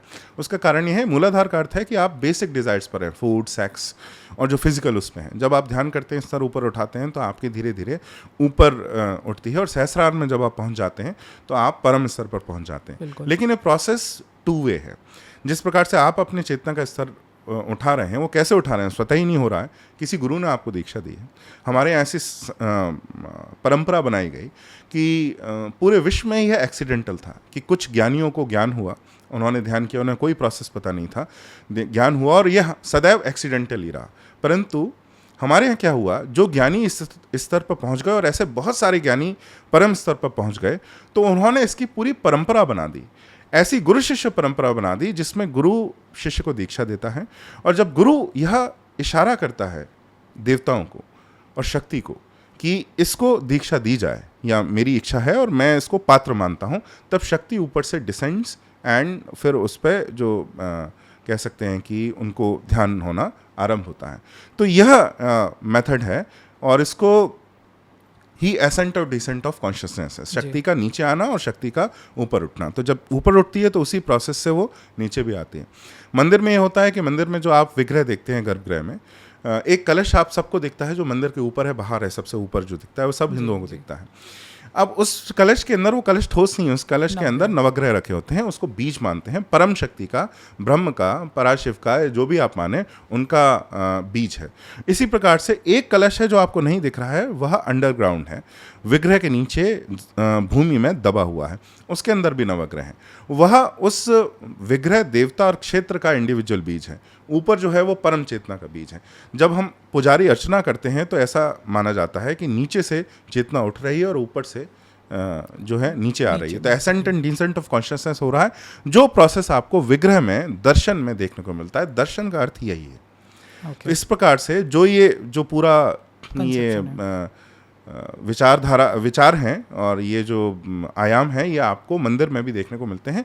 आप भारत के हिंदुओं के किसी भी विषय को पढ़ें, उसमें आपको यही जो पूरा प्रोसेस है, यही प्रक्रिया बारंबार अलग अलग रूप से, अलग अलग शब्दावली में देखने को मिलेगी। जी। तो आगे बढ़ते हुए फिर एक कॉन्सेप्ट पे आप बात करते हो जहाँ बात आती है कि आपने चैप्टर को ही वो नाम दिया है, डाइवर्सिटी इन यूनिटी, राइट। और बचपन से हम स्कूल में इधर उधर पढ़ते हुए बड़े हुए हैं, यूनिटी इन डाइवर्सिटी। तो किसी भी कॉमन हिंदू को बहुत ही अटपटा लगेगा ये कि ये क्या कह दिया कि डाइवर्सिटी इन यूनिटी। आप कह रहे हो unity in diversity completely flawed concept है, ऐसा आप क्यों कह रहे हैं, और एक्सप्लेन कीजिए। तो ये मेरे गुरु ने मुझे बताया था। तो जब मुझे बताया तो मुझे लगा सिमेंटिक्स है, केवल शब्दों से खेल दिया, यूनिटी इन डाइवर्सिटी को डाइवर्सिटी इन यूनिटी कर दिया, क्या ही अंतर है। मुझे 10 कुछ वर्षों बाद समझ में आया कि कितने मूल रूप से सही है। जब आप यूनिटी इन डाइवर्सिटी कहते हैं तो आप कहते हैं कि भारत है तो विभिन्न, बहुत अलग अलग भोजन है, इसमें कोई एकता है नहीं, लेकिन फिर भी हम किसी तो भी एक पुस्तक के, एक किताब के द्वारा, अब कॉन्स्टिट्यूशन है। पहले मुगल और अकबर जी की महानता से हम एक थे, अब हम इस किताब के कारण एक हैं। हम एक होके और हम बने हुए हैं, तो हम अलग अलग। तो बेसिकली हमारे अंदर कोई ऐक्य है नहीं, एकता है नहीं, ज़बरदस्ती उसमें वो लाई जा रही है। तो हैं तो हम बेसिकली डाइवर्स। जब हम डाइवर्सिटी इन यूनिटी बोलते हैं, उसका मतलब है मूल रूप से एक ही हैं, एक ही सोर्स से आए हैं। और जो अभी हमने सब बात की, ब्रह्म ही सोर्स है, यूनिटी फंडामेंटल है, डाइवर्सिटी इमर्जेंट है। Samsara emerges out of Brahman, Brahman does not evolve out of samsara. One, many descend from one, many descend from one, one is not the evolution of many. मतलब अल्टीमेट एवोल्यूशन वो कारण है, वह उसका फल नहीं है। तो यूनिटी मोस्ट फंडामेंटल है। इसी विचार से हमने अपने समाज की अवधारणा की, इसी विचार से हमने अपनी संस्कृतियों, भोजन, भाषा, इन सब को हमने देखा। मैंने अपनी पुस्तक में, कला में बहुत प्रसिद्ध संदर्भ है, मार्ग और देश बोलते हैं जी। कि एक सेंट्रल कॉन्सेप्ट है, वैदिक संस्कृत मार्ग है, और दूसरा देश है, क्षेत्रीय जो अभिव्यक्ति है। तो क्षेत्रीय जो अभिव्यक्ति है वो हमने कभी उसको दबाया नहीं है। हमारी ही एक ऐसी सभ्यता है जिसमें ऐसा कभी नहीं हुआ, वरना पूरे विश्व में अथवा या तो एक रोमन साम्राज्य जैसा होता था जो बाकी सब स्थानीय क्षेत्रों को कुचलता था, अथवा जब केंद्रीय सत्ता जब कमज़ोर हो जाती थी तो जो स्थानीय सत्ताएं वे बड़ी प्रबल होकर अलग अलग अपनी दिशा में चली जाती थी। हमारे यहाँ दोनों नहीं हुआ। जो वैदिक केंद्रीय संस्कृति ने स्थानीय संस्कृतियों का संवर्धन किया। डॉक्टर सोनाली कौल बहुत अच्छी पुस्तक लिखती हैं राज तरंगिनी पे, the making of early Kashmir. तो उसमें ये बात कहती हैं राज तरंगिनी संस्कृत का ग्रंथ है जी। और वो महिमा किसकी गा रहा है? एक क्षेत्र की, भारत के एक क्षेत्र की, कश्मीर की। अब हिंदुओं को लगता है इसमें क्या बात है, नहीं तो साधारण सी बात है, क्या कह दिया। लेकिन आप पश्चिम में जाके देखिए, लैटिन में आपको किसी क्षेत्रीय ग्रंथ की महिमा मिलेगी? ऐसा बिल्कुल भी नहीं। वो कभी ऐसा नहीं करेंगे। सेंट्रल टेक्स्ट होता है। हाँ, वो सेंट्रलाइजिंग फोर्स को ही वो सपोर्ट करेंगे, और जो सेक्टेरियन है, जो वर्नैकुलर है, वो अपना सिसेशनिज्म को सपोर्ट करेंगे। तो ये दोनों एक साथ भारत में इसलिए हैं क्योंकि हमारे यहाँ इस अवधारणा पर one becoming many, diversity in unity, यही इस अवधारणा पर ही माना गया है कि ये तो एक ही तो है जो कि कई हुए हैं। तो इसमें फंडामेंटल यूनिटी तो हमारे अंदर है ही। हाँ, बस अभिव्यक्ति अलग अलग है, क्योंकि जब हम संसार में अलग अलग आयाम में अभिव्यक्त होते हैं, मैनिफेस्टेशन होता है, तो उनकी अभिव्यक्ति अलग रहेगी। और इसलिए हिंसा नहीं है। क्लासिकल हिंदू एरा में कोई तमिल आपको मारते हुए नहीं दिख रहा किसी मध्य प्रदेश वाले को, या कोई यूपी वाला जो आज यूपी में, अवध वाला किसी कन्नडिगा को मारते हुए नहीं दिख रहा उस समय, क्योंकि उनको ये बेसिक अंडरस्टैंडिंग है। हमारे तीर्थ यात्राओं के जो चरित्र है वो ऐसा ही बनाया गया है। आप देखिए कि केरला के जो पुजारी हैं वो बद्रीनाथ में आपको दिखते हैं, रामेश्वरम में जो पुजारी हैं वो उत्तर भारत से दिखते हैं। तो जानबूझकर इसको एक उसमें पिरोया गया, वो डाइवर्सिटी इन यूनिटी का थॉट है, वो यूनिटी इन डाइवर्सिटी का थॉट नहीं। तो राधा कुमुद मुखर्जी की जो पुस्तक है इस पे, फंडामेंटल यूनिटी ऑफ इंडिया, बहुत अच्छे से बताती है वो कैसे तीर्थ भारत मैंने उनको भी उद्धृत किया है। जी, आपने कोट किया है। तो अच्छा सर, मार्गी और देशी पे अगर आप एक एग्जाम्पल से और इसे थोड़ा सिंपल तरीके से समझा सकें, जैसे आपने एक बार पूजा पद्धतियों पे बहुत अच्छा थ्रेड लिखा था कि साउथ में हमें एकदम प्रॉपर ट्रेडिशन के साथ पूजा हुई होती दिखती है, और वहीं नॉर्थ में देखें तो भाई शिवलिंग पे जो है सब चढ़ा रहे हैं, उनको छू भी रहे हैं, कुछ ना कुछ चिपका भी दे रहे हैं। तो वैसे किसी एग्जाम्पल से आप ये हमें समझा के दिखाइए। तो ये देवताओं में आपको देखने को मिलेगा। मैं अभी उत्तर पूर्व में बहुत भ्रमण कर रहा हूँ, तो उसका एक उदाहरण लेता हूँ आपको कि ये देवताओं के स्तर पर भी ये मार्गी और देसी संस्कृति हमारे यहाँ बहुत भले रूप से एक दूसरे की पूरक रही है, एक दूसरे के शत्रु नहीं रही है। जिस प्रकार से आप मणिपुर में जाएं, मैतेई जो समुदाय मिले, मैतेई हिंदू हैं और बड़े प्राउड वैष्णव भी हैं जी। पर आप हर घर में जाके देखिए, आपको एक मूर्ति मिलेगी सनामाही की, सनामाही जो उनके भगवान हैं, जो आपको दूसरे क्षेत्रों में नहीं मिलेगी।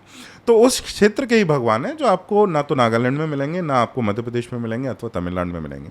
तो जब सनातन धर्म फैला और मैतेय जो समुदाय था, जो कि तिब्बतो बर्मन समाज है, उनकी भाषा भी वही है, उन तक जब मार्गी संस्कृति को ले जाया गया, वैदिक संस्कृति को ले जाया गया, तो उनके देवताओं का नाश नहीं किया, बल्कि उनके देवताओं का संवर्धन किया। लोग कहते हैं कि फिर आप में और क्रिश्चियनिटी में अंतर क्या है? हम में और क्रिश्चियनिटी में ये अंतर है कि जब ईसाईयत फैलती है तो वो स्थानीय क्षेत्रीय संस्कृति का सर्वनाश करके ही फैलती है। बिल्कुल। और जब सनातन धर्म फैलता है तो स्थानीय क्षेत्रीय संस्कृति का संवर्धन करता है, उसका नाश नहीं करता है। यह मार्ग और देश के एक साथ चलने का बहुत ही सुंदर उदाहरण है। छत्रपति का जो सिद्धांत है उसमें भी यह हमको देखने को मिलता है। छत्रपति का जो सिद्धांत है और जो अश्वमेध यज्ञ का जो सिद्धांत है, अश्वमेध जो घोड़ा दौड़ाया जाता था, कि आप क्या खा रहे हैं, पहन रहे हैं, बोल रहे हैं, कैसे शादियां कर रहे हैं, इससे हमें कोई लेना देना नहीं है, जो चक्रवर्ती सम्राट है। परंतु अगर कोई शत्रु आक्रमण करता है तो आपको अलीजियंस आपका है हमारे ओर, आप उसके साथ नहीं लड़ सकते, आपको हमारे साथ लड़ना होगा। हमारे ग्रंथों में बारंबार है। अब मैं तो लिखने वाला हूँ, इसके बाद शत्रुबोधन इतिहास पुराण, इसके बाद नेक्स्ट बुक आएगी। तो उसमें श्री राम जब बाली और सुग्रीव के राज्य में जाते हैं तो बहुत मास तक, बहुत महीना तक तो वो कुछ डिस्टर्ब नहीं करते। वो देखते रहते हैं बाली को, ऐसा नहीं कि पहले दिन आके मार देते हैं। बिल्कुल, वो दुष्ट तो वो पहले भी हैं, परंतु जब उनको समझ में आता है कि यह तो सनातन धर्म का ही पालन नहीं कर रहा है, तब जाके वो छत्रपति क्लॉज को एक्टिवेट करते हैं कि अब मेरा, जब वो कहते हैं तुमने मुझे छल से मारा, बोले तू क्या धर्म की बात करेगा, मेरा तो कर्तव्य है कि जहां भी धर्म का पतन हो, अधर्म से राज हो, तो उसको नाश करके, मैं तो ये सम्राट हूं, मुझे तो पूरे भारत में मेरा ये कर्तव्य की करना है। तो यहाँ पर वो उनके लोकल जो देशीय संस्कृति में बिल्कुल भी इंटरफियर नहीं करो। उसके बाद वे खुद स्वयं, कोई अयोध्या से संचालन तो हो नहीं रहा, वो सुग्रीव को सौंप के चले जाते हैं, बिल्कुल, क्योंकि सुग्रीव धर्म का पालन कर रहा है। तो वे वो अयोध्या की बोली बोलने लगे, भोजन करने लगे, ऐसा तो उनका आग्रह नहीं है। परंतु सनातन धर्म का उल्लंघन अगर होगा तो वो मार्गीय जो क्लॉज है वो एक्टिवेट होगा, छत्रपति क्लॉज एक्टिवेट होगा, तब वे इंटरवीन करेंगे। ओके तो ऐसे कुछ उदाहरण हम ले जी। सकते हैं। फिर पुस्तक में आगे बढ़ते हुए एक बार आप 4 पुरुषार्थ की बात करते हैं जो बहुत ही पॉपुलर हैं, मतलब धर्म अर्थ काम मोक्ष सबके लिए। और इसमें जो काम वाला जो फैक्टर है वो सबसे ज़्यादा मिसकंस्ट्रूड है कि इसको बहुत ही गलत तरीके से देखते हैं, usually limited to sexual pleasure. But आप इसे बोलते हो कि it is also the pursuit of art and aesthetics. तो वो वाला जो एस्पेक्ट है काम का, वो आप प्लीज़ एक्सप्लेन कीजिए कि हिंदू के लिए क्या महत्व रखता है। ये बहुत सरल है। काम का अर्थ है कि प्लेजर की जो परसूट है उसको हम काम कहते हैं। अब प्लेजर की परसूट एक हो सकती है अनब्राइडल्ड, जो इसमें कोई रोक टोक ना हो, और आप जैसे भी प्लेजर को जो पश्चिम में आज कहलाए और आधुनिक जीवन में जिस प्रकार का प्लेजर बताया भी जाता है कि ये फॉलो करने लायक है। परंतु काम की परसूट प्लेजर ऐसा हो जिससे हम धर्म की ओर अग्रसर हों और अंततः मोक्ष की ओर अग्रसर हों। तो सारी कलाओं को भी ऐसा ही, कला में हमें बहुत आनंद आता है तो उसको भी काम का ही एक स्वरूप माना गया है। और काम को उस रूप में मोड़ा गया है कि केवल ये सेक्सुअल प्लेजर नहीं है, आप जिस रूप से देखने में जो सुंदर लगे, जो सुनने में सुंदर लगे, जो आपकी इंद्रियों को मोहित कर रहा है, वह उसकी परसूट जो है वो काम की परसूट है। पर वो भी इस रूप से करें कि आप धर्म और मोक्ष की ओर अग्रसर हो। तो हमारे जो सारे कलाओं को जिस रूप से संचालित किया गया है, नियोजित किया गया है, वह ऐसा ही है कि आप अगर पेंटिंग बनाते हैं तो उसमें ऐसे मुद्राओं, देवताओं की ऐसी मुद्राएं, ऐसे हस्त, ऐसे आसन आप ड्रॉ करेंगे, बनाएंगे, जिससे कि आप उस ओर ऐसे अक्षु बनाएंगे जिस ओर आप मोक्ष की ओर अग्रसर हों। स्कल्पचर में भी यही करेंगे। मूर्ति बनाने में हमारे कहा जाता है कि जो शिल्पकार बनाता था वह 8-8 घंटे ध्यान करता था उस मूल मंत्र का जिस देवता की वो मूर्ति बना रहा है। और वह मंत्र इतना करता था, आत्मसात हो जाता था कि जो सोते जागते उसके मन में वही मंत्र रहता था। तो ऐसा बोला जाता है कि हमारे यहाँ हिंदू शिल्पकार देवता को बनाता नहीं, परंतु देवता तो पाषाण में है ही, उसमें जो अननेसेसरी है उसको वो हटाता है। देवता तो अंदर प्रस्तुत है, उसे वो दिखने लगता है, और जो अनावश्यक है उसको वहाँ से हटाता है। और ये कब होगा? जब उस मंत्र को वो आत्मसात कर लेगा। तो इस प्रकार से यह भी प्लेजर है। आप एक मूर्ति को देखेंगे तो बहुत सौंदर्य का अनुभव होगा। तो ये हमारे सेंसेस को प्लीज कर रहा है, हमारी जो इंद्रियां हैं उनको अनुग्रहित कर रहा है, पर वो ऐसे करे जिससे कि आप उसमें भी चेतना के ऊंचे स्तर तक जाएं, चेतना के नीचे स्तर तक नहीं जाएं। जी। आगे बढ़ते हुए एक प्रश्न आता है, और वो लगभग हर हिंदू के सामने बड़े होते हुए आया है, धर्म बढ़ाया देश। और सभी common Hindus without a doubt सबसे पहले इस पे देश इसमें उत्तर दे देते हैं। कुछ जब ज़्यादा पड़ जाते हैं वो कहते हैं कि अलग नहीं है इनमें कुछ भी, धर्म और देश हमारे लिए एक ही हैं। बट आपने एक बहुत ही इंटरेस्टिंग कॉन्सेप्ट यूज़ किया है, पिरामिड ऑफ प्रायोरिटीज़, और जहाँ पे आपने स्वयंबोध को डिफाइनिंग फीचर बनाया है। तो आप और एक अलग उत्तर देते हैं, आप उसे डिफाइन कीजिए कि कैसे वो कंसेप्ट आया। मैंने ये बोला है, पिरामिड ऑफ प्रायोरिटीज़ का एक और अर्थ है, सबसे ऊपर सदैव सनातन रहेगा, धर्म से ऊपर कुछ भी नहीं है। चाहे वो देश हो, चाहे वो वर्ण हो, चाहे वो जाति हो, क्षेत्र हो, भाषा हो, व्यक्ति हो, कुटुंब हो, कुल हो, कोई भी किसी की भी प्राथमिकता सनातन धर्म की प्राथमिकता से ऊपर नहीं हो सकती। मैं आपको उदाहरण देता हूँ, ऐसा कभी नहीं होगा, परंतु एक स्थिति में 51% यह देश ईसाई अथवा मुसलमान हो जाए तो क्या मैं ऐसे देश को मानूंगा? मैं तो बिल्कुल नहीं मानूंगा जी। मैं उस देश को मानूंगा जो सनातन धर्म की सेवा करता है। तो देश भी सर्वोपरि हो सकता है अगर वह सनातन धर्म की सेवा में हो, तो फिर उसमें कोई विरोधाभास नहीं बचता। सनातन धर्म को जो सर्विस कर रहा है जो देश, उसकी सेवा करने में सनातन धर्म की सेवा हो रही है। ऐसा परिवार जो सनातन धर्म की सेवा में रत है, मैं उसकी सेवा करके सनातन धर्म की सेवा उसके द्वारा कर रहा हूँ। पर ऐसा परिवार जो मुझसे ये कहता है कि क्या ये हिंदू मुसलमान में पढ़े हो, अपना करियर देखो, सरकारी नौकरी करो, चोरी करो, बंगला बनाओ, गाड़ी बनाओ, जो परिवार ऐसा शिक्षा दे रहा है, और हमारे बहुत सौ के परिवारों ने ऐसी शिक्षा दी है, और उनका विरोध करके ही हम ये कार्य कर पा रहे हैं। तो ऐसे परिवार को मानना तो धर्म संगत नहीं है। जो देश आपसे ये कह रहा है कि सनातन धर्म को भूल जाइए, वो देश वो मान्य नहीं है। जो जाति आपसे ये कह रही है कि जाति ही सर्वोपरि है, सनातन धर्म भूल जाओ, वह जाति बिल्कुल मान्य नहीं है। ये हमें सदैव ध्यान रखना चाहिए। परंतु वो जाति जो सनातन धर्म की सेवा कर रही है, अपने जातिगत व्यवहार से उस इकाई को मानने में कोई समस्या नहीं है। वो परिवार जो सनातन धर्म की सेवा में रत है, जो देश सनातन धर्म की सेवा में रत है, इस इकाई को मानने में कोई भी समस्या नहीं है। तो मैं ये नहीं कह रहा हूँ कि ये सारी इकाइयाँ भुला दी जाएं। हमें ये ध्यान रखना है कि ये सारी इकाइयाँ सनातन धर्म की सेवा में हैं अथवा नहीं हैं। अगर हैं तो मान्य है, अगर नहीं है तो मान्य नहीं है। जी। तो ये रहा स्वयंबोध का एस्पेक्ट। और अभी वैसे हमारे पास समय की थोड़ी सीमा है, तो इसीलिए हम बहुत संक्षेप में डिस्कस करेंगे शत्रुबोध वाले एस्पेक्ट को, और होपफुली सर के साथ एक और एपिसोड करेंगे जहाँ हम शत्रुबोध को डिटेल में डिस्कस कर सकें। तो सबसे पहले सबसे सिंपल प्रश्न, शत्रु एक हिंदू के लिए कौन है? सरल शब्दों में, ऐसी मजहबी अथवा गैर मजहबी विचारधारा जो हिंदू समाज का नाश करना चाहती है, उसका स्टेटेड गोल है हिंदू सोसाइटी का डिस्ट्रक्शन, वो निश्चित ही आपकी शत्रु है। तो अगर कहे मैं आपको मारना चाहता हूँ तो वो तो आपका शत्रु हुआ ही, अगर आप नहीं मानेंगे तो आप मार दिए जाएंगे। तो यहाँ आत्महत्या से अधिक कुछ नहीं अगर आप उसको शत्रु ना मानते। तो कुरान में लिखा है, slay the infidels wherever you find them, and we are very clearly infidels, हम वो काफिर हैं और काफिरों को मारना कुरान में लिखा हुआ है। इसी तरह बाइबल कहती है कि जो आइडोलेटर्स हैं वो बहुत ही पतित हैं, पापी हैं, हमारे जो देवता हैं ये सब डीमंस हैं, ये सब शैतान हैं, इनको नाश करना, इनके विग्रहों को तोड़ना, इनके मंदिरों को तोड़ना, इनके पुजारियों को हत्या करना और हमको या तो मार देना अथवा धर्मांतरित करना, ये उनका लक्ष्य है।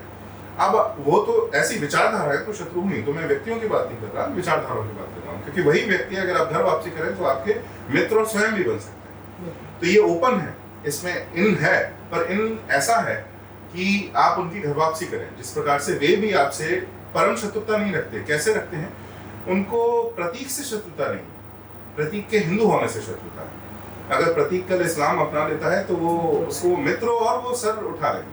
हमें भी यह विवेक रखना चाहिए कि हम व्यक्तियों से शत्रुता नहीं करते, विचारधारा से शत्रुता है। तो ऐसी विचारधाराएं ये आपकी शत्रु हैं। फिर सेकुलरिज्म भी अपने मूल रूप में जब आपको पब्लिक में धर्म का पालन नहीं करने देती, जब उससे बातें करती है, धर्म की शिक्षा नहीं देने देती, आपके बच्चों को आगे धर्म में जो पीढ़ी है, जो परंपरा है वो आगे नहीं बढ़ाने देती, ये भी आपके शत्रु है। और इसमें बहुत सारे फिर जो लिबरलिज्म है, मॉडर्निटी है, इन सब के भी कई सारे आयाम जो हैं वो सेकुलरिज्म से ही डिराइव्ड है। और सेकुलरिज्म एक रूप से ईसाइयत से डिराइव्ड है, सेकुलरवाद ईसाइयत से डिराइव्ड है। तो इस रूप से ये सारे जो भी हिंदू समाज का नाश करने का प्रयास करें और जो हमारे केंद्रीय संस्थान है, केंद्रीय मान्यताएं हैं, उनका नाश करने का जो प्रयास करते हैं वो आपके शत्रु।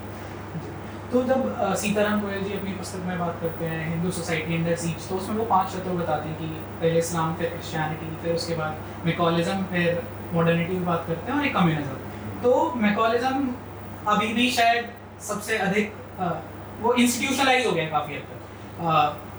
हमारे इन्वेडर शत्रु जितने भी रहे, उनके जाने के बाद मैकॉलिज्म ने अपना प्रभाव सबसे ज़बरदस्त दिखाया हमारे एजुकेशन के थ्रू, ये सब।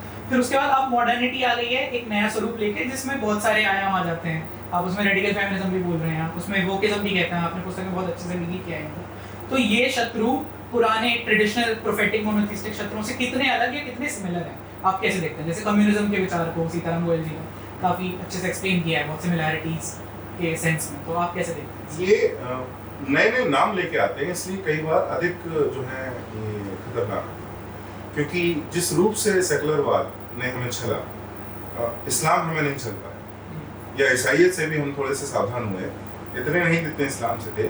सेकुलरवाद हमें लगा कि ये तो सार्वभौमिक तत्व है ना, यूनिवर्सल है, तो हर सोसाइटी में होना चाहिए, जबकि ऐसा बिल्कुल नहीं। एहसन बालगंगाधर, मैंने उनको उद्धृत भी किया अपनी पुस्तक में, और उनका जो पूरे जो शिष्य भी हैं वो यही बताते हैं, जेकब डे रोवर भी हैं, कि कैसे जो सेकुलरिज्म का जो एवोल्यूशन है, क्रमिक विकास है, वो ईसाई पृष्ठभूमि में ही हुआ है, और उसकी जो जड़ें हैं वो ईसाइयत के अंदर ही, उसे ईसाइयत से अलग नहीं किया जा सकता। और ऐसी व्यवस्था को किसी गैर ईसाई समाज में थोपने का अर्थ है, सीताराम जी तो ये कहते हैं कि जब आप ऐसा करते हैं तो उसमें वैसी विकृतियां फिर पैदा होने लगती हैं उस समाज के अंदर, जो विकृति उस समाज में थी जहां पर सेकुलरवाद पैदा हुआ।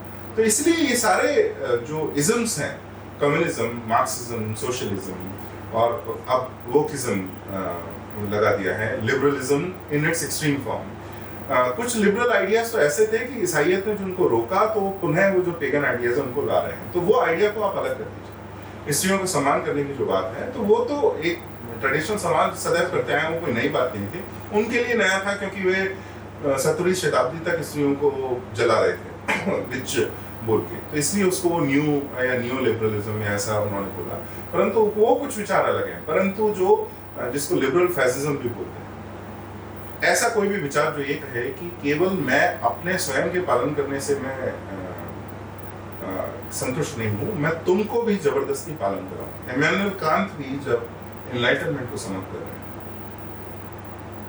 तो वो ये बोलते हैं, I am summing up, paraphrasing, it is not enough for us to practise enlightenment here in Europe, we have to take it to the whole world. अब इसका मीनिंग क्या है? We can only bear the fruits of enlightenment completely if we take these ideas to all corners of the world। ये paraphrase कर, ये Immanuel Kant के वचन है। तो इसका अर्थ क्या है? ये कॉलोनियलिज्म का एक और स्वरूप, उपनिवेशवाद का एक और स्वरूप, कि मैं ये व्हाइट मैन्स बर्डन, कि I will come to your land, occupy you and educate you and elevate you and develop you and progress you, civilise कर रहे हैं। तो ये ईसाई भी तो ऐसे ही करते हैं, हमें नरक के अग्नि से बचा ही तो रहे हो, तो बहुत भला कर रहे हैं, आप नहीं मान रहे। जीसस आपसे प्रेम करते हैं, आप नहीं मानते, और आपसे प्रेम करके वो आपको उठाना चाहते हैं, आपको हेवन में ले जाना चाहते हैं, और हम नहीं मानते। तो वो भी भला करने के ही, मेरे गुरु सदैव कहते थे कि अधर्म सदैव धर्म का रूप लेकर आता है। अधर्म के रूप से आएगा तो कोई नहीं मानेगा, वो छलावा करके आता है कि मैं तो तुम, I come to do you good. एक कहावत भी है, beware of those who come to do you good. तो जो जीसस जो भला करने आते हैं, कि वो एक मीम भी है कि वो दरवाजा खटखटा रहे हैं, who is that Jesus, why have you come only to save you from what I am going to do to you if you don't open the door and accept. तो ये जो विचार है, तो इस तरीके से हमें इन सिद्धांतों को हमें बड़े बारीकी से समझना पड़ेगा कि ये सारे सिद्धांत कौन से हैं, क्योंकि भारत में ये सब जो मैंने पहले भी बोला सब एक हो जाते हैं। ईसाईयत इस्लाम में पूरे विश्व में लड़ रहे हैं, भारत में ये दोनों एक होके जो माइनॉरिटी का वो लेके इसमें एक हो जाते हैं। फिर सेकुलरिज्म हिंदुओं को जो प्रतिपक्ष रखने से रोकती है, हमें हिंदू धर्म की, हिंदुत्व का प्रसार करने से मीडिया में रोकती है, और हिंदू धर्म का पढ़ाने से अपने बच्चों को वहाँ एकेडमिया में रोकती है, अकादमिक संस्थानों में रोकती है। जो वोकिज्म है वो समाज में, जो एकेडमिया में सेकुलरिज्म प्ले कर रहा है, और स्टेट का जो सिद्धांत है, राज्य का सिद्धांत है, वो प्ले कर रहा है, वह आपको समाज में जो है वो वोक और लिबरल और वामपंथी जो विचार कर रहे हैं कि तिलक नहीं लगाना चाहिए, बिंदी नहीं लगानी चाहिए, या ये कूल नहीं है, या आपको एंटी हिंदू ही बिहेव करना, या बाल और स्किन से ऐसा लगना कि आप भारतीय नहीं है, ऐसी स्थिति में आ जाना, यही करनी है। तो ये सब जो विचार हैं एक साथ मिलकर हिंदू समाज को नाश करने का जो है वो प्रयास कर रहे हैं। तो जो भी विचार सिस्टमिक रूप से विचार और विचारधारा हिंदू समाज का नाश करने का प्रयास करे, वो शत्रु, और उनको मैंने जो प्रमुख शत्रु है उनको मैंने यहाँ पर गिनाया। तो सर आपकी बुक में स्वयंबोध और शत्रुबोध के थ्योराइजेशन के बाद लास्ट में एक निचोड़ निकल के आता है, एक चैप्टर द स्वयंबोध शत्रुबोध स्केल। वो बहुत ही इंटरेस्टिंग कॉन्सेप्ट है, and it makes anyone who reads it think.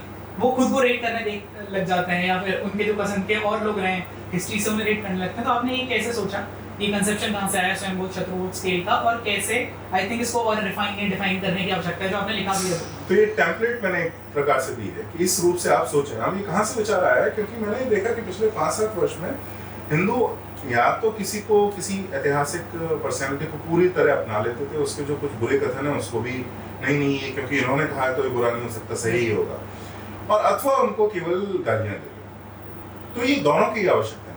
जिस प्रकार से गांधी की बात में, तो शत्रुबोध उनका निश्चित ही बहुत खराब है। ईसाइयत के बारे में तो फिर भी उन्होंने कुछ अच्छा विश्लेषण किया, इस्लाम के बारे में तो उनके विश्लेषण भी खराब है, और ईसाइयत के बारे में भी जो वो समाधान बताते हैं कोई समाधान है नहीं। तो शत्रुबोध उनका बहुत खराब था, और लेकिन स्वयंबोध उनका दूसरों से बहुत स्पष्ट था, जो उस समय के जो और नेता थे उनमें से वो ठीक ठाक था। जिस प्रकार से जब दलित जो समस्या है हमारे समाज में आदमी है, और उसके बारे में गांधी का देखिए समाधान क्या है। गांधी एक तो मना नहीं करते कि ये समस्या है, दूसरा वो परंपरा पर आरोपित नहीं करते, ट्रेडिशन को ब्लेम नहीं करते, तीसरा बिल्कुल ट्रेडिशनल प्ले बुक से खेलते हैं, और उनको हरिजन कहते हैं कि तुम तो भगवान के और भी निकट हो। उनको रेस करने का कैसे प्रयास करते हैं, प्रभु के धर्म के और निकट ले जाए। ये तो सारे जो हमारे भक्ति संत हैं उन्होंने यही किया है, तो it's a very Hindu play. तो स्वयंबोध में, और जब शिक्षा पर उनके जो विचार हैं, खेती पर जो उनके विचार हैं, ये जो सारे विचार हैं, ये हिंदू जो समाज रहा है उसके मूल सिद्धांतों पर ही आधारित विचार है। तो स्वयंबोध में गांधी का विरोध करने से पहले हमको सोचना पड़ेगा। और लेकिन इसका अर्थ ये नहीं है कि वहां हम अपना रहे हैं तो हम ये कह रहे हैं कि इस्लाम के बारे में उनके विचार हमें अपनाने चाहिए, बिल्कुल नहीं अपनाने चाहिए। इसी तरीके से सिलेक्ट, लोग कहते हैं either you accept or you reject, मैं कहता हूँ बिल्कुल नहीं। We use our vivek in choosing what to accept and what to reject.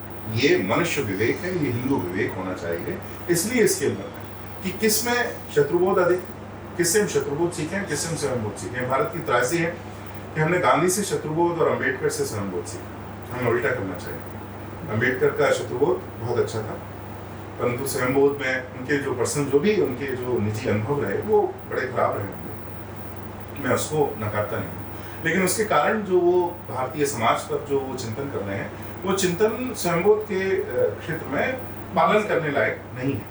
तो हमने उनसे तो स्वयंबोध सीख रहे हैं हम, और गांधी से हम शत्रुबोध सीखते हैं कि समन्वय और सर्वधर्म संभाव हमें करना चाहिए। ये हमें उल्टा करना चाहिए। इस कारण से इस स्केल का ध्यान आया कि हमें इन दोनों को सेपरेट करके किससे कितना क्या लेना है, ये विवेक का प्रयोग करना है। देखिए, धर्म अगर केवल पत्थर में लिखी हुई लकीर होती तो बाइबल और कुरान की तरह हमारे ऋषि लिखकर हमें दे जाते। धर्म तो वह विवेक है जो हर स्थिति में आप उसका प्रयोग करेंगे कि सही क्या है और गलत क्या है, क्या करनी है अथवा क्या करनी नहीं है। महाभारत में पूरा क्रियान्वयन है इस एप्टीट्यूड का। ये तो विवेक है, धर्म वह विवेक है, धर्म वह एप्टीट्यूड है जिसको आप प्रैक्टिस में लाते हैं। पूरे महाभारत में यही तो है, क्रियान्वयन है, मैनिफेस्टेशन है कि स्थिति में अगर आपके सामने कोई ऐसा द्वंद्व आए, उस द्वंद्व में धर्म क्या है इसका निर्धारण कैसे हो, इसका उदाहरण है। उसके बाद भी कोई एक सूत्र ऐसे 10 नहीं बताए कि ये हमेशा ये करना नहीं, हर स्थिति में आपको फिर से यह सोचना पड़ेगा या करनी है अथवा नहीं करनी है। महाभारत में बार बार ये हो रहा है। भीष्म पितामह धर्म की बहुत बड़ी अथॉरिटी है, शांति पर वो मैं बहुत बड़ा उपदेश दे रहा हूँ, और बाकी भी पूरे महाभारत में वो धर्म की बहुत बड़ी अथॉरिटी है। परंतु जब द्रौपदी का चीरहरण होता है तो उनकी बुद्धि भी नाश होती है, वे बीच में इंटरवीन नहीं कर पाते। जब कौरवों की प्रतिज्ञा की बात आती है तो उन्हें स्वयं की प्रतिज्ञा बड़ी लगती है, धर्म पड़ा नहीं। मेरी प्रतिज्ञा तो पालन करनी चाहिए, पर ऐसी प्रतिज्ञा जो धर्म के नाश करने वालों का समर्थन करे, वह प्रतिज्ञा तो पालन करने लायक नहीं। उसमें उनको धर्म का साथ देना चाहिए था। इसमें विवेक किसका बिल्कुल लुप्त नहीं होता? जो ज्ञानी है, जो जीवन मुक्त है, जो अवतार पुरुष है, जो स्वयं भगवान है, कृष्ण। कृष्ण को एक क्षण नहीं लगता द्रौपदी को उसकी जो लाज बचाने। कृष्ण को एक क्षण नहीं लगता अपनी प्रतिज्ञा तोड़ने। वो प्रतिज्ञा लिए हुए हैं कि वे शस्त्र नहीं उठाएंगे, पर जब अर्जुन नहीं लड़ता होता है तो कहते हैं रहने दे, तेरे से नहीं होगा, और मैं ही जाके इन्हें मार दूंगा। तब जाकर वो कहते हैं प्रभु आप अपनी प्रतिज्ञा नहीं तोड़ो, नहीं मैं करता हूँ जो आप कह रहे हैं। लेकिन उनको देर नहीं लगती प्रतिज्ञा तोड़ने। ये प्रतिज्ञा क्या है? ये तो शरीर के द्वारा ली गई प्रतिज्ञा है। अगर वो धर्म का ही नाश कर रही है तो इस प्रतिज्ञा का मैं क्या करूंगा? तो यह हमें दर्शाता है कि केवल अगर आप ज्ञानी हैं तो आपको कभी द्वंद्व नहीं होगा कि धर्म क्या है धर्म नहीं है। अगर आप ज्ञानी नहीं है तो सदैव द्वंद्व रहेगा। उस विवेक का प्रयोग ही अंत में वो ऐसे 2-3 लोग कौन हैं जिन्हें आप स्वयंबोध शत्रुबोध स्केल पर सबसे ऊपर रेट करते हैं, और उन्हें देखकर इन लोगों को सीखना चाहिए कि कैसे एस्पायर करना है स्केल पे ऊपर बढ़ने के लिए? जो भी हमारे ऋषि हैं, ज्ञानी हैं, जीवन मुक्त हैं, उनके स्वयंबोध स्केल 10 है। मैं तो मेरी औकात नहीं है मैं उसी शब्द का प्रयोग करूंगा कि मैं उनको आकलन कर सकूं, परंतु उसमें ज्ञान के आप स्वयंबोध का और आत्मबोध की जो ज्ञान है वो कहाँ से लें, उसकी शिक्षा कहाँ से लें? तो आप ज्ञानी से लें। जैसे श्री रमन महर्षि, आज के विश्व में श्री निसर्गदत्त महाराज जो नीम करौली बाबत है, ऐसे और फिर जो सारे जो हमारे शास्त्रों में जो ऋषि हैं, जो मुनि हैं, इनके जो वचन हैं ये स्वयंबोध सीखने के लिए हैं। और आधुनिक उसमें आते हैं तो श्री अरविंदो, श्री स्वामी विवेकानंद, ये सबसे ऊंचे में से एक हैं। परंतु मैं श्री रामकृष्ण परमहंस को उनसे भी ऊपर इसलिए रखूंगा कि स्वयं परम ज्ञानी है और स्वामी विवेकानंद उनके शिष्य हैं। तो मैं स्वामी विवेकानंद से कुछ, मेरी कोई अस्तित्व नहीं है कि मैं उनसे कुछ ले सकूं, हटा सकूं या उनको आकलन कर सकूं, पर मैं इस स्थिति से कह रहा हूं कि उनके जो गुरु, जो स्वयं ज्ञानी गुरु हैं, वो स्वयंबोध में 10 की स्केल पर हैं। और शत्रुबोध में तो 10 की स्केल पर कई जो पर्सनैलिटी हैं, जो व्यक्ति हैं, वो आ जाएंगे, क्योंकि शत्रुबोध विचार के स्तर पर समझने वाली चीज है। तो इसको समझना इतना कठिन नहीं है। आप थोड़ा सा प्रयास करेंगे तो आपको आ जाएगा। स्वयंबोध प्रैक्टिस की भी बात है, चर्या की बात है, व्यवहार की बात है, वो इतने आसानी से समझ में नहीं आएगा, वो अनुभव की बात है। शत्रुबोध तो केवल विचार की बात है, तो विचार की बात थोड़ी आसानी से होती है। उसमें मैं श्री राम स्वरूप को लगभग 10 और 10 मैंने वो किया है, क्योंकि उनका शत्रुबोध भी उन्होंने कहाँ क्लॉक किया। उनका जो सिंगुलर अचीवमेंट है योगिक चित्तभूमि, वह क्या करते हैं, एक नई समस्या को लेते हैं, एक शास्त्रीय ढंग लेते हैं, योग सूत्र को लेते हैं, उसमें योगिक चित्तभूमि का पृष्ठभूमि लेते हैं, उसमें अल्लाह और यहोवा को वो जज करते हैं। तो उन्होंने एक नए सिस्टम को लिया, उसको शत्रु माना, पर शत्रु ऐसा माना और इस रूप से कहा कि वो यौगिक के चित्तभूमि के अनुसार क्षिप्त और विक्षिप्त चित्तभूमि के देवता है। ऐसा प्रयास इससे पहले और किसी ने नहीं किया था, इसलिए उनका शत्रुबोध हाईएस्ट है। दयानंद ने बहुत अच्छा किया है, लेकिन इंटेलेक्चुअल बौद्धिक स्तर तक ही। और श्री अरविंदो भी बहुत आगे जाते हैं उसमें, स्वामी विवेकानंद भी जाते हैं, परंतु उस स्तर तक नहीं जिस स्तर तक श्री राम स्वरूप जाते हैं। तो इस तरीके से बहुत सारी पर्सनैलिटी बुक में मैंने किया है। Sir thank you so much for this enlightening session. I hope सबको सर की ये बुक पसंद आएगी, आप इसे ज़रूर खरीदिए, पढ़िए, बहुत ही सुंदर बुक है। और स्वयंभू शत्रुबोध का कॉन्सेप्ट आपको डेली लाइफ में स्टीयर करने में भी बहुत हेल्प करेगा। मेरा स्वयंभू इस बुक को पढ़ने के बाद 1 से एटलीस्ट 4 पे तो आ गया है, और शत्रुबोध में भी मैं काम कर रहा हूँ ताकि अच्छा हो। आप भी ये बुक पढ़िए, आपके लिए काफ़ी हेल्प करेगी। Thank you so much sir. नमस्ते। Very enjoyable for me. Thank you. First time watched an entire podcast. First time watched, पहली बार पूरा podcast देखने का आता है पूरा